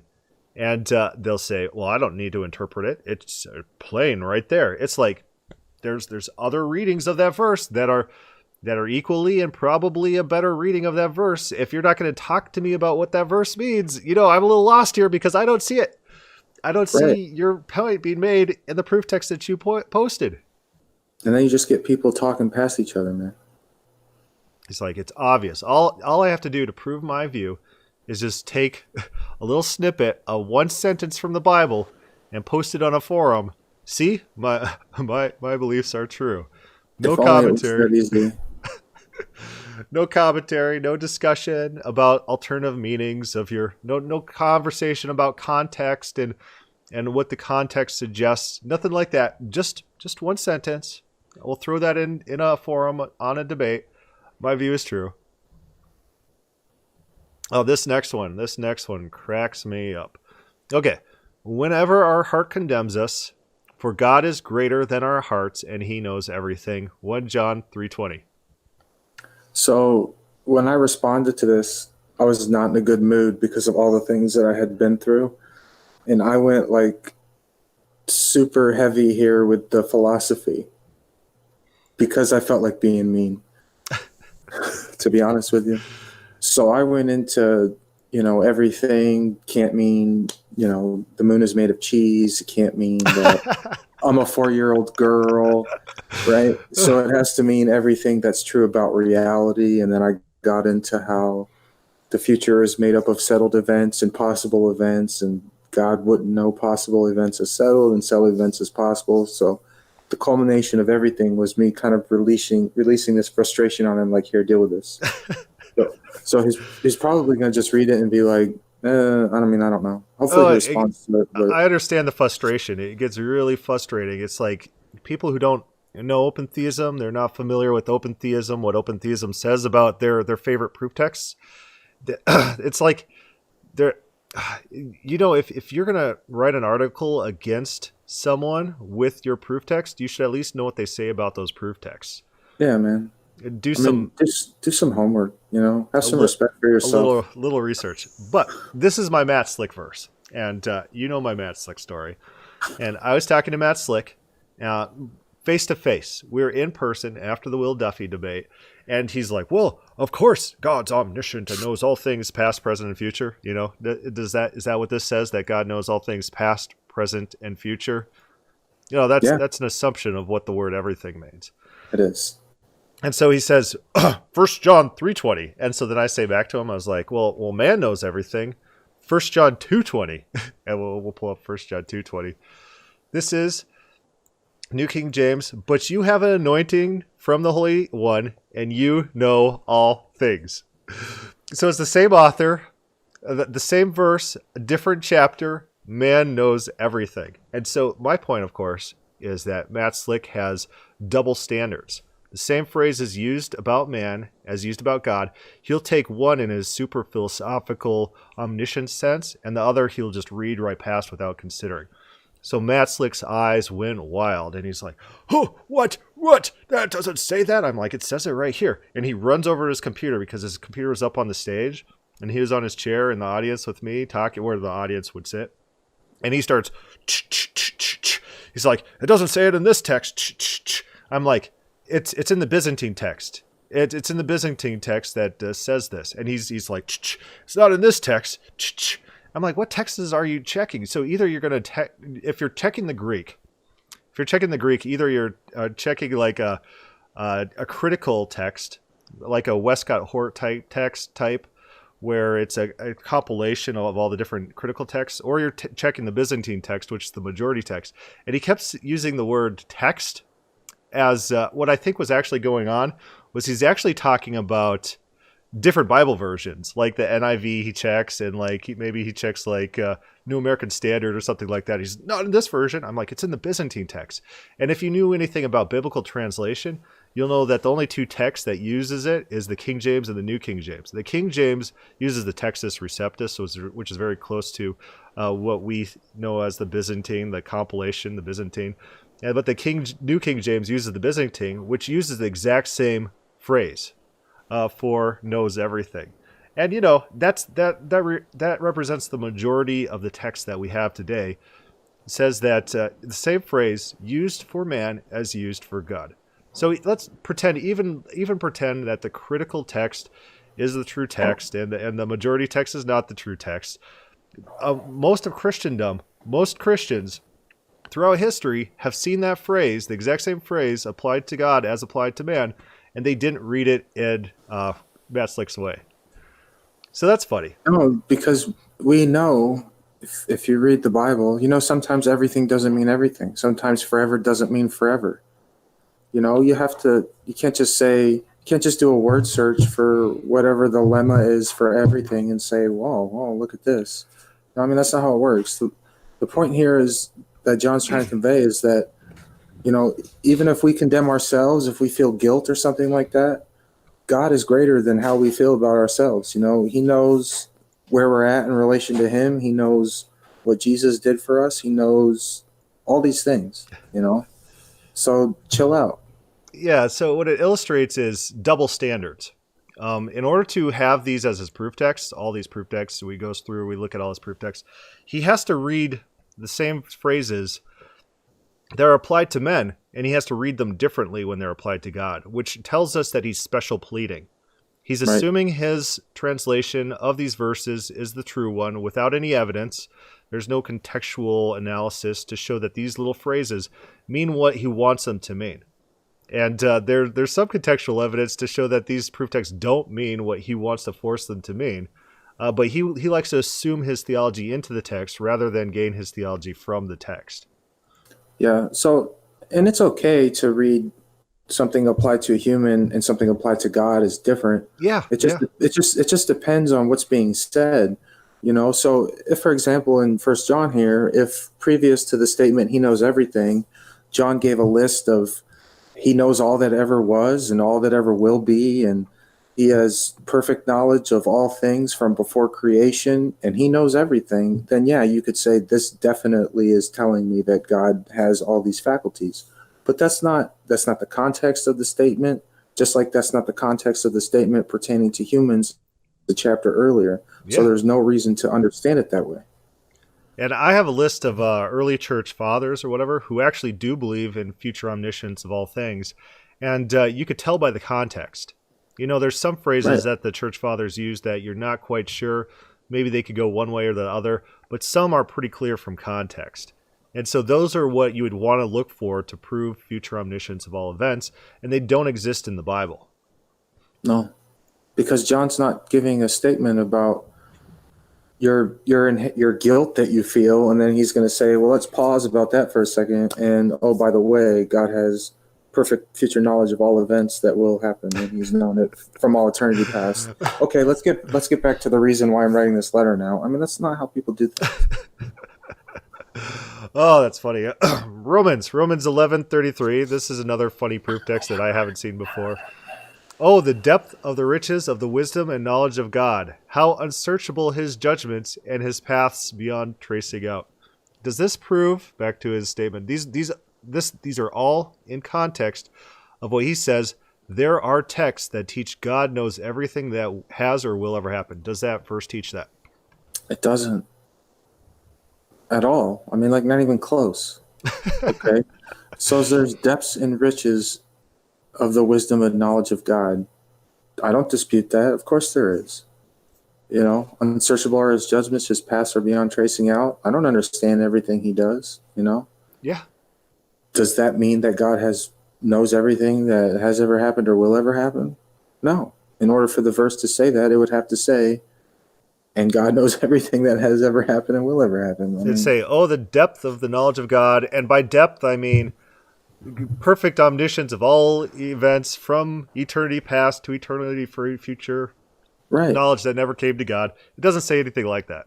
No. And to be honest, like, this is so taxing having to do this. Just go through all these verses because they're not challenging. There's nothing there. It's like, what's going on here? So that's why my rule for debates is when someone shotgun proof texts you, they say, oh, all these verses affirm my belief. And they'll list like 20 different verses. Matt Slick is famous for doing this. He could quote verses like that. And so if you're going to play shotgun proof text with him, he's going to win the shotgun proof text.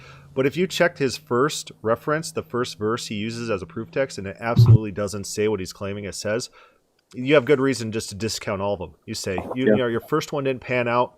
The burden of proof is now on you to prove that any of these proof texts have anything to do with what you're claiming. Because we have shown you just quote verses.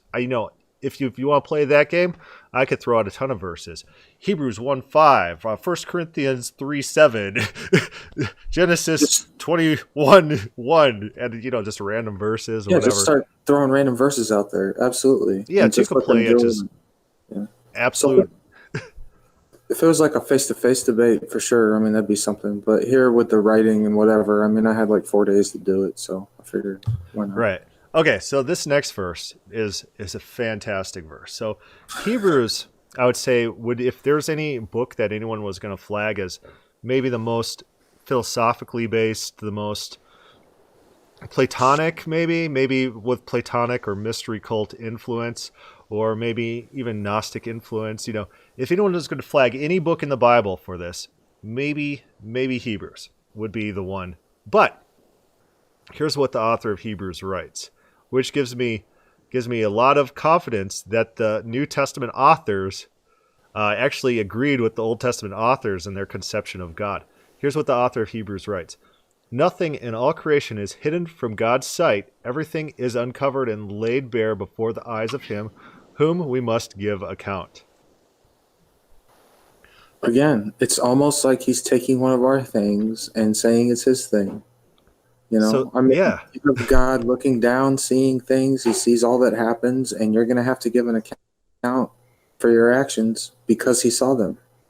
In one of the most complicated philosophical type of high concept books in the Bible, their description of God's omniscience is God looking down and watching mankind.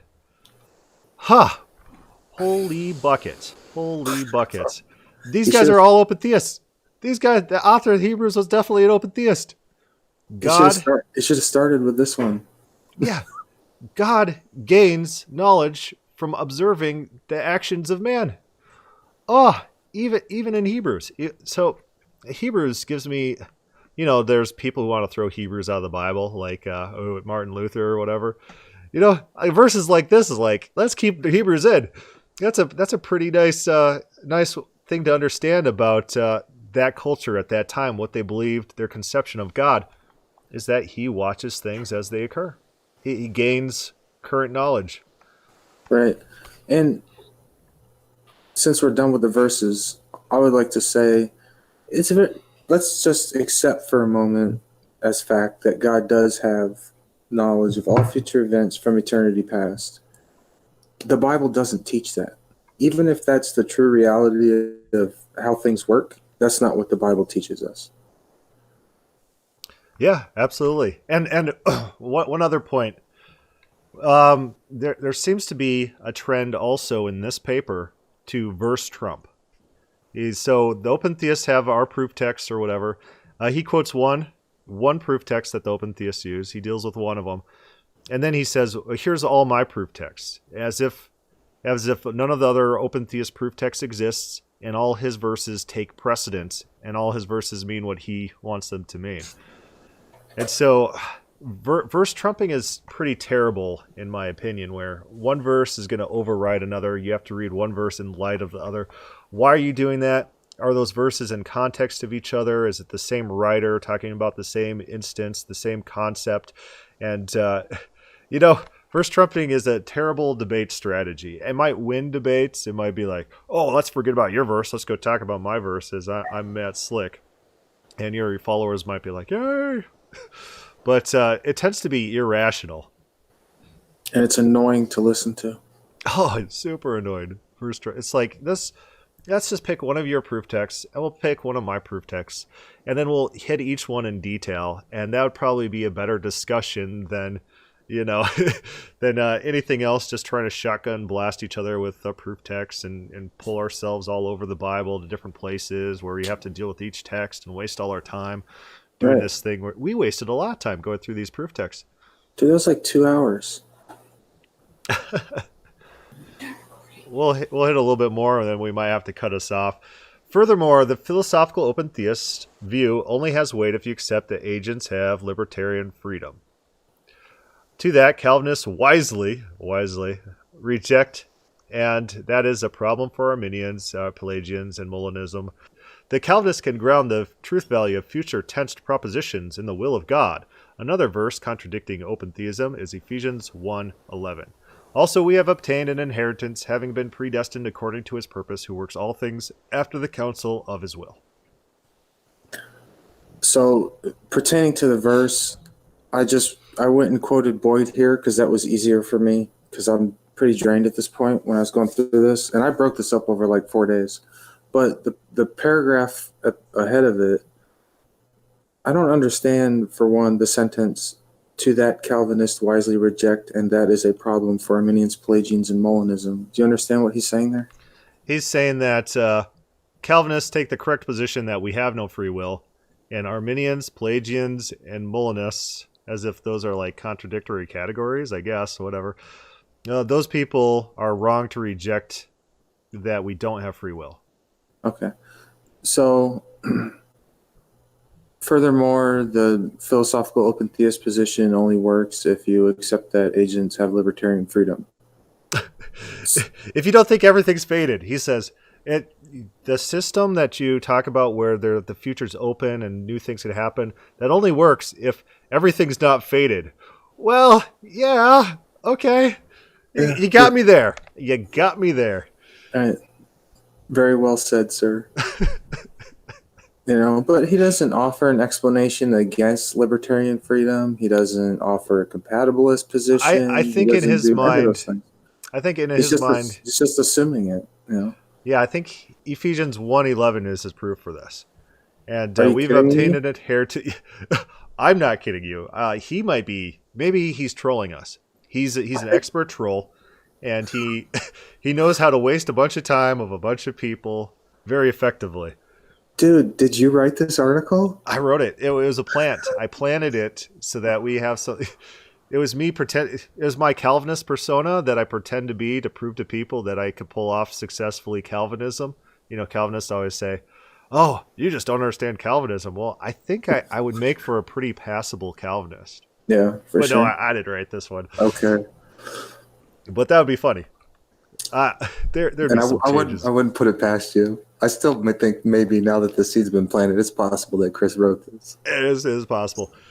Definite possibility. So we have obtained an inheritance, having been predestined. We've talked about predestined before. That just means specify.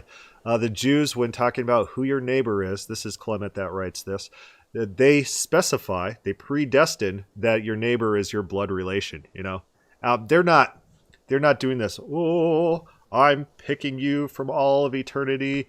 They're just defining something. They're just specifying something. And Yep. so we've been specified according to his purpose, who works all things after the counsel of his will. And I think the all things is what's happening here. Oh, here's his explanation. This verse teaches God has from eternity. From eternity! I must have missed that part. Hold on. Does it say eternity in there? I'm not seeing it. I'm not seeing Okay. eternity. No, I don't see This that. verse teaches God has from eternity. No, it doesn't. What? Okay, false. Has purposed and worked all things according to his will. Some of the phrases are equivalent, Yeah. but let's go back to our Paul example. Paul became all things to all people. Did he become a beach ball? Was he a cosplayer? Was he wearing a Sailor Moon outfit? Uh, that's what cosplayers do. Did he become a prostitute? Because he came all things to all people, right? But all things is typically qualified when you see that phrase. And Paul says that God put all things under his feet. And then Paul specifies, he clarifies and says, when I say all things, I don't mean God. God's not under Jesus' feet or anything like that. He's just meaning all creation, basically. And so typically the phrase is qualified. Does he prove that this all things is all things to ever happen? It doesn't. He doesn't. It's a massive assumption on the text. This is the problem with what Arthur Hagelin calls verse theology, where you grab one text, you pull it out of context, and then you assign your own definite meaning to. Where language doesn't work like that. Language is flexible, and the same short phrase can have various interpretations, various competing, and all of them, they're both competing and they're probable, if that makes sense. Yeah. The interpretation I offered here was that the things that, in a nutshell, the things that God works, he does after the counsel of his will. So God basically consults himself in a sense to figure out what it is that he wants to do, and then he does it, right? So he has this statement. This must be everything to ever exists, as the two prior verses show. I didn't read that wrong. And spelling errors are okay. I'm not making fun of any spelling errors or anything like that, or grammatical word choice. But let's go to Ephesians 1:11, because he doesn't quote two verses that seem to be pretty critical in it is what he's trying to argue here. Yeah, typically you want to quote everything that has relevance to the point you're making. So before we read them, can we assume that once we read these two verses, there's going to be a statement in there that says everything that ever exists? I've never read Ephesians, so I would have no idea. Okay. Like that whole book, I've never read any of those verses, so it's going to be a surprise to me. Okay. Because I definitely am not familiar with what verse 9 and 10 say. We'll be surprised together then. Okay, 9 and 10. Having made known to us the mystery of his will, according to his good pleasure, which he purposed in himself, that in the dispensation of the fullness of times he might gather together all in one, all things in Christ, both which are in heaven and which are in earth in him. Okay. That's that. This must be everything to ever exist. I'll correct his grammar there. As the two prior verses show. So those two verses, 9 and 10, I'll read it again. So this is showing that verse 11 is about all things to ever exist. Having made known to us the mystery of his will according to his good pleasure, which he purposed in himself. So I don't know why he included 9 in that. Do you see anything in 9 that proves that? I got nothing. Okay, Ephesians 1:10. In that the dispensation of the fullness of times, I'm reading the New King James, he might gather together in one all things in Christ, both which are in heaven and which are on earth in him. Is that everything to ever exist? Well, it does say all things. Yeah, but it's talking about all things that currently exist, right? I don't know. Oh man. So, Oh no. the assumption is what? That everything that has ever existed or will ever exist has been gathered in Christ? How does that work? History unfolds by the sovereignty of God. Those verses definitely prove that somehow. We don't have a commentary on it. We don't. He doesn't explain how. No. Because I'm not seeing it. No. Also, he switched word order here too. So where it says he writes from eternity has purposed and worked all things according to his will. So if we read that, what we would expect the text to read would be been predestined according to him who purposes and works all things according to his will, right? That would be the text that we would expect to read from what he has written. But that's not what it says. It says, having been predestined according to his purpose, who works all things after the counsel of his will. There's no mention there of him purposing all things. There's a purpose that he has and then works those things after the counsel of his will. Yeah, so it's not clear. All things, if I eat all things according to my diet, that doesn't mean I eat cats or anything like that. That means what about cats that throw up on carpets? Yeah, the cat. I should eat that cat. Dude. Yeah, I would definitely cook and eat that cat. I've never had cat before that I know of. Maybe I have, but I'll add that to my list of meats. But anyways, the point is, don't eat your pets, people. I think that might be illegal. Do it on the down low. But anyways, so there's a lot of assumptions that go in here. Let's see. Yeah.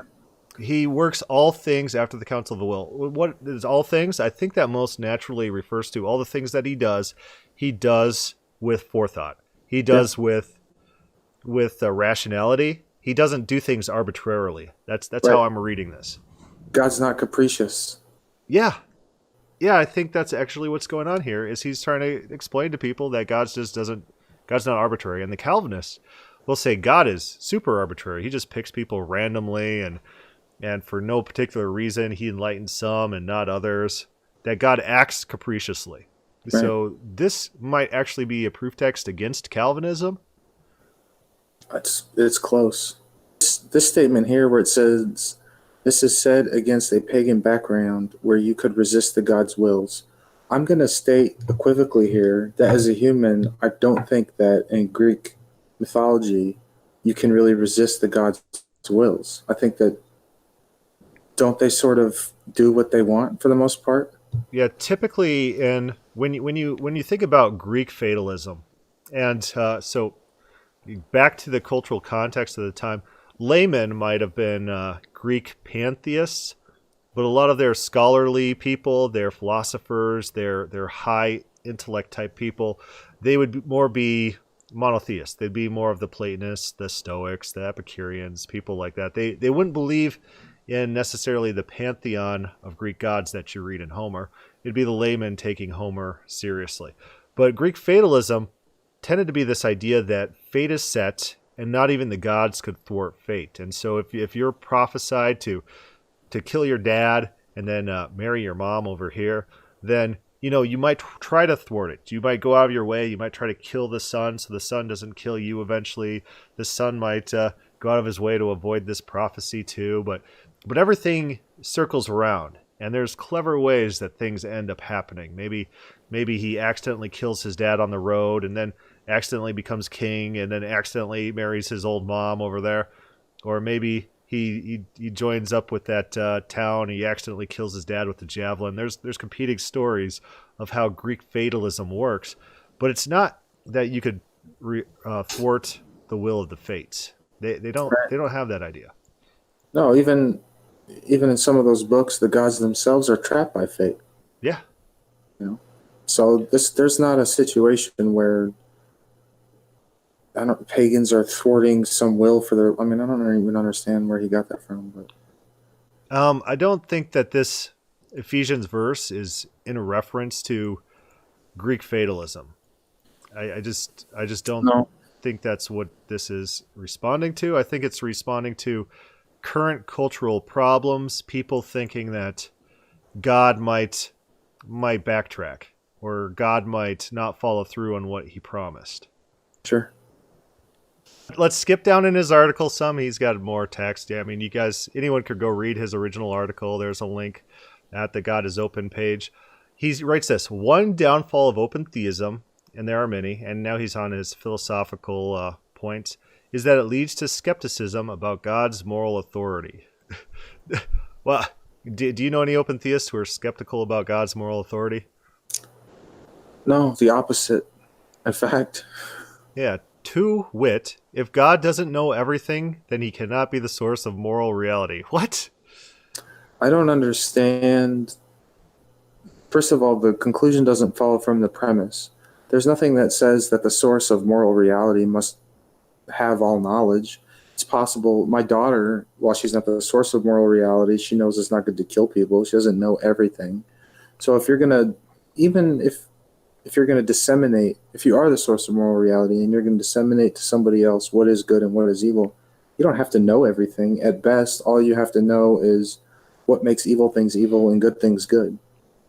Yeah, I think he's missing a step in his logic here. Yes, for sure. So for that reason, I'm sure that there's a point here that he's trying to make, but I can't put the piece in there for him. I don't know what it is. It's a underpants gnome situation. Step one, collect underpants. Step three, profit. There it is. Yeah. Yeah. So he says God's predetermination of the future is a precondition of his absolute moral authority. No, Not at all. you have to prove that. I don't buy it. And if it's unproven, So so let's take any position that's not a Calvinist, where God doesn't predetermine the future. So to the person who wrote this article, and I don't think that the sire wrote this section. Um, so to those people, Arminians, God is not the absolute moral authority in the universe because he doesn't predetermine everything. How do you go from being the ultimate judge of what is right and wrong to a necessary condition of that being your predetermining of all future events? So are you saying that in order for God to be the judge of all that is right and wrong, he has to predetermine what everyone's going to do? How do those correlate? I don't understand how you get there either. So okay, he says, let me explain. We'll read it. so this will be good then. Suppose that God has not predetermined every event in history. Instead, indeterminism is the case. The future, I think he meant to put the future is undecided and yet to be discovered by God just as much as man. In that case, there are historical events and so facts in general that find their ontological source outside of God. Let's try to make sense of that statement. So, God just as much as man. In that case, there are historical events and so facts in general that find their ontological source outside of God. So, ontological would be source of being outside of God, I guess. Is that what he's trying to say? So, there are historical events that find their source of being outside of God. Right. Okay. These facts will inform God as much as man, adding information to God's bank of knowledge just as much as it teaches his creatures. Because the future... So the assumption here is, I think what the guy's trying to say is that if there's an event that God doesn't predetermine, it has its source of obtaining outside of God. So when these events occur, they're going to inform God just as much as man. So he's trying to come up with a mechanism using a lot of language that's not necessary to basically say God learned stuff because the things that happen didn't originate from him. Right. Because the future is not determined by God with his moral wisdom, and in fact adds to his wisdom in general, it is fair to ask how we as human know God will not come to discover that his moral opinions are heretofore mistaken, or at the very least that he has learned a new and better moral code for humanity incompatible with Christianity in practice. Okay. So what we've done here is invented an alternate reality or some potential future where God learns that there is a moral code higher than the one that he operates under. And the reason that he learns this is because he didn't predetermine everything that happens, and from some source of being outside of himself, he has gained, so to speak, the ultimate moral knowledge, the ultimate moral code. So I'm right away. I'm thinking that this is not.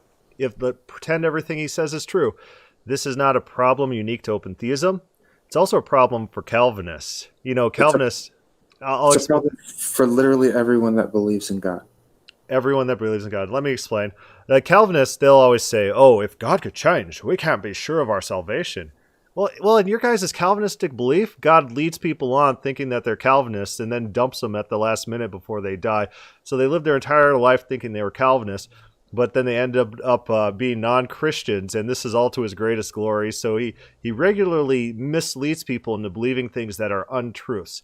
So if that's the case, then how can you think that anything you know about morality or think about morality is not God just lying through his teeth to you?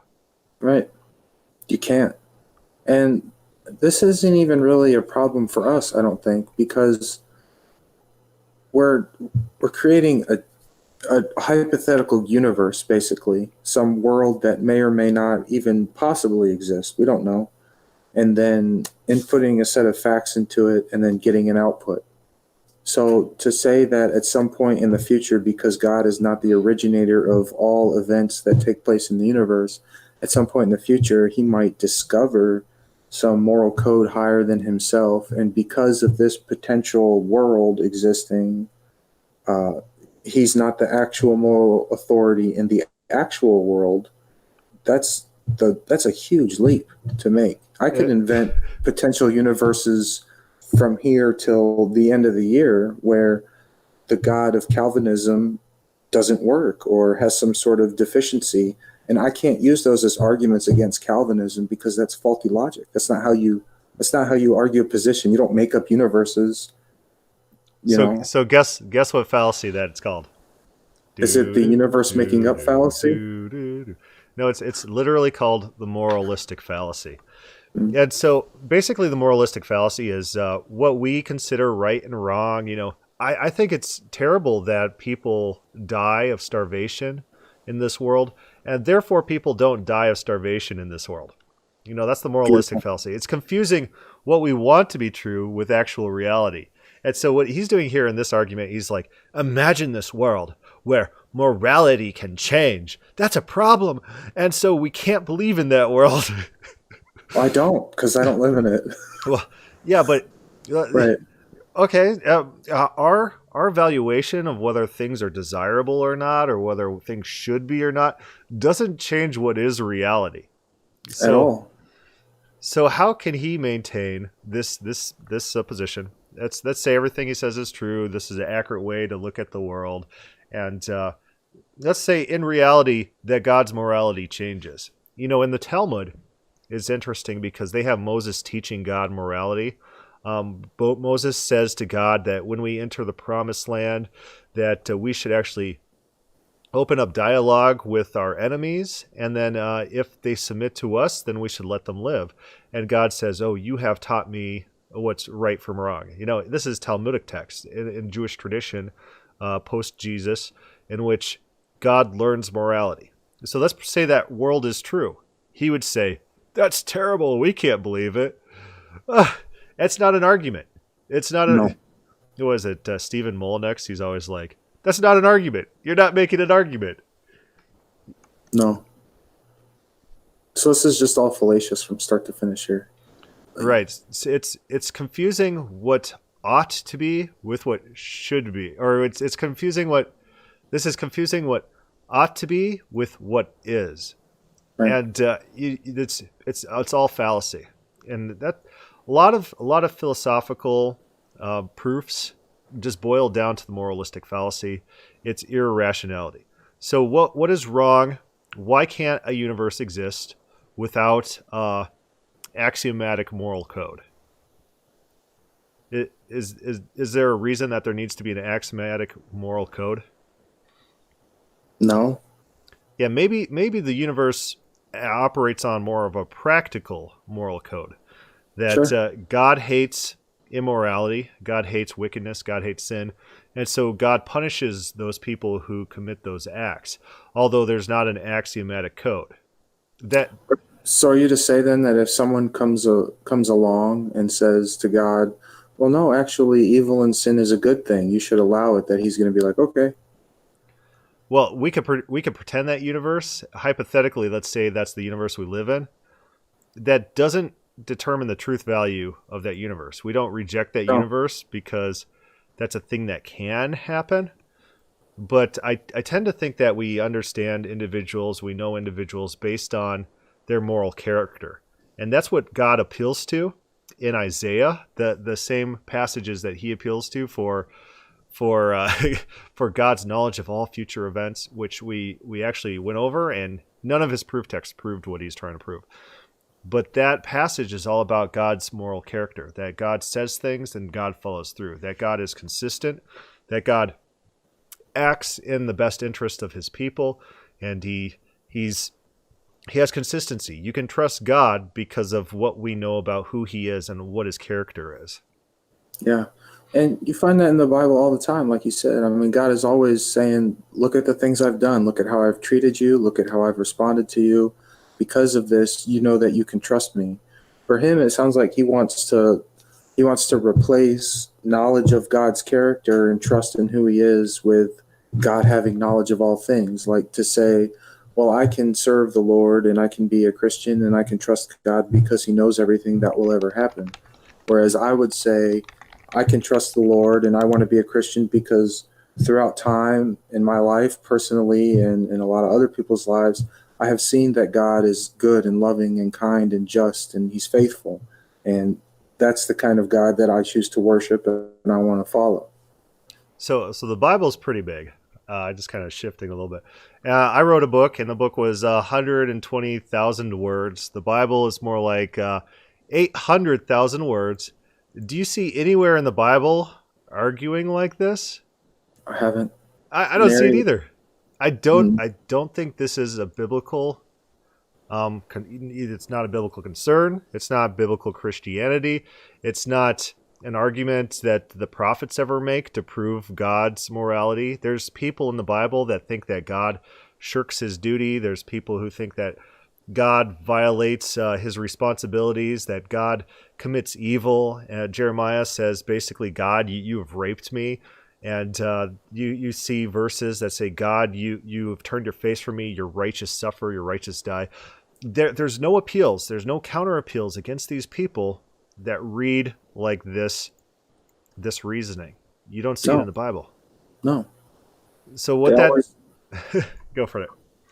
they always appeal to his character. He always appeals to his character.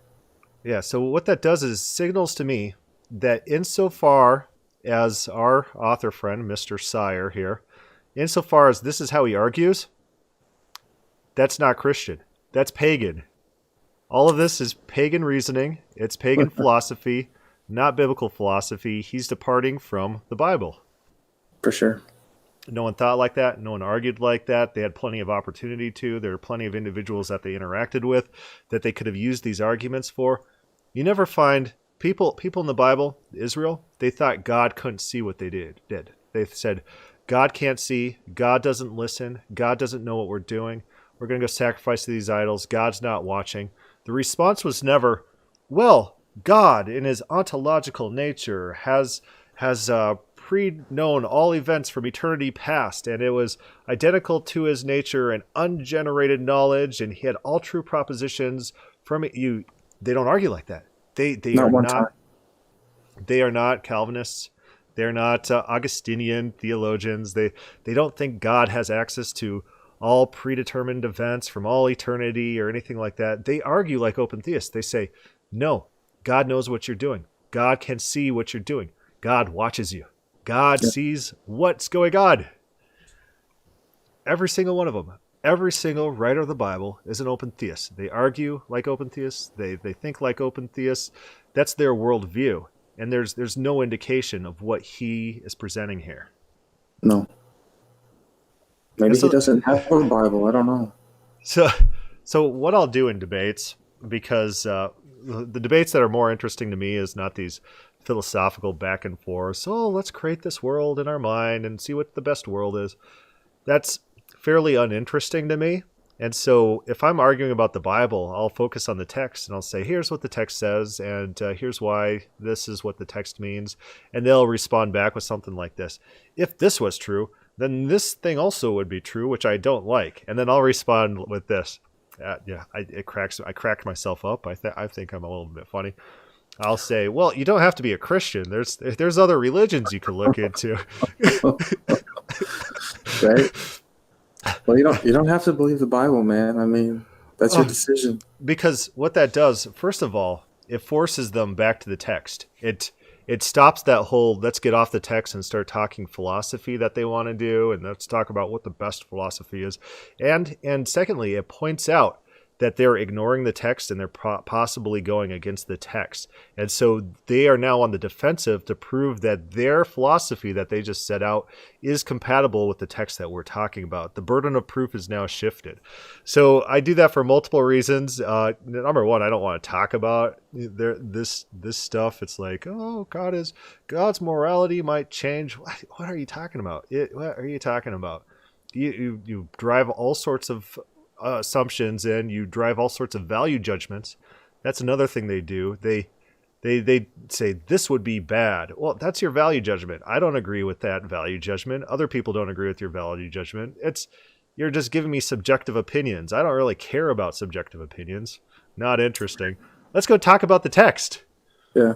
And so go. This is bad philosophy too. These are not good philosophical arguments. There's holes. The logic doesn't follow necessarily. The premises are not laid out correctly. I mean, if the attempt here is philosophical argumentation, it's just not good. God might lose. That's his next paragraph. God might lose. Yeah, God loses all the time. And that's actually a pretty big theme of the Bible is God's continual losing streak with Israel, where God says, what more could I have done? I've done everything. I built a wine press expecting good grapes, but they never produced. What gives? What gives? I'm going to destroy all you guys. And there's all sorts of times in the Bible where God gets so frustrated to the point of destroying all of Israel because everything he tries doesn't work. So God continually loses. It's a theme of the Bible. It is a major plot point in the history of the biblical text. And it's funny to me. He's like, God might lose. Yeah. That's what the Bible describes. If you don't want to be a Christian, there's other religions I could point you to. I could help you out. If you want to be a Neoplatonist, there seems to be a thriving Neoplatonist religion today. There's Gnostics. There's Gnostics that still exist. There's Manichaeans. You know, these people exist. You could go be one of those guys. But what you're arguing here is not biblical theology. And No. it doesn't take into account the biblical data. All right, we're already at about a little over 2 hours, and it's going on. And it seems that our friend here, the sire, Joe Sabo just found this out. We kind of just cut past that part. But Joe Sabo, what are your thoughts? He did what? So he definitely edited this after my response, and I don't know if he read my response first and then edited it, or edited it at some point in between me reading and responding and now. But there's a significant amount of this article from, There's significant changes. He added a lot. He didn't, and to be fair, he didn't change anything that I responded to, but he did add probably 4 paragraphs at the end that I didn't read and I wasn't aware of. And some of those paragraphs were what we were just talking about. So that was the first time that we'd seen any of that stuff. So even higher than this, it seems like. So Well, it sounds good.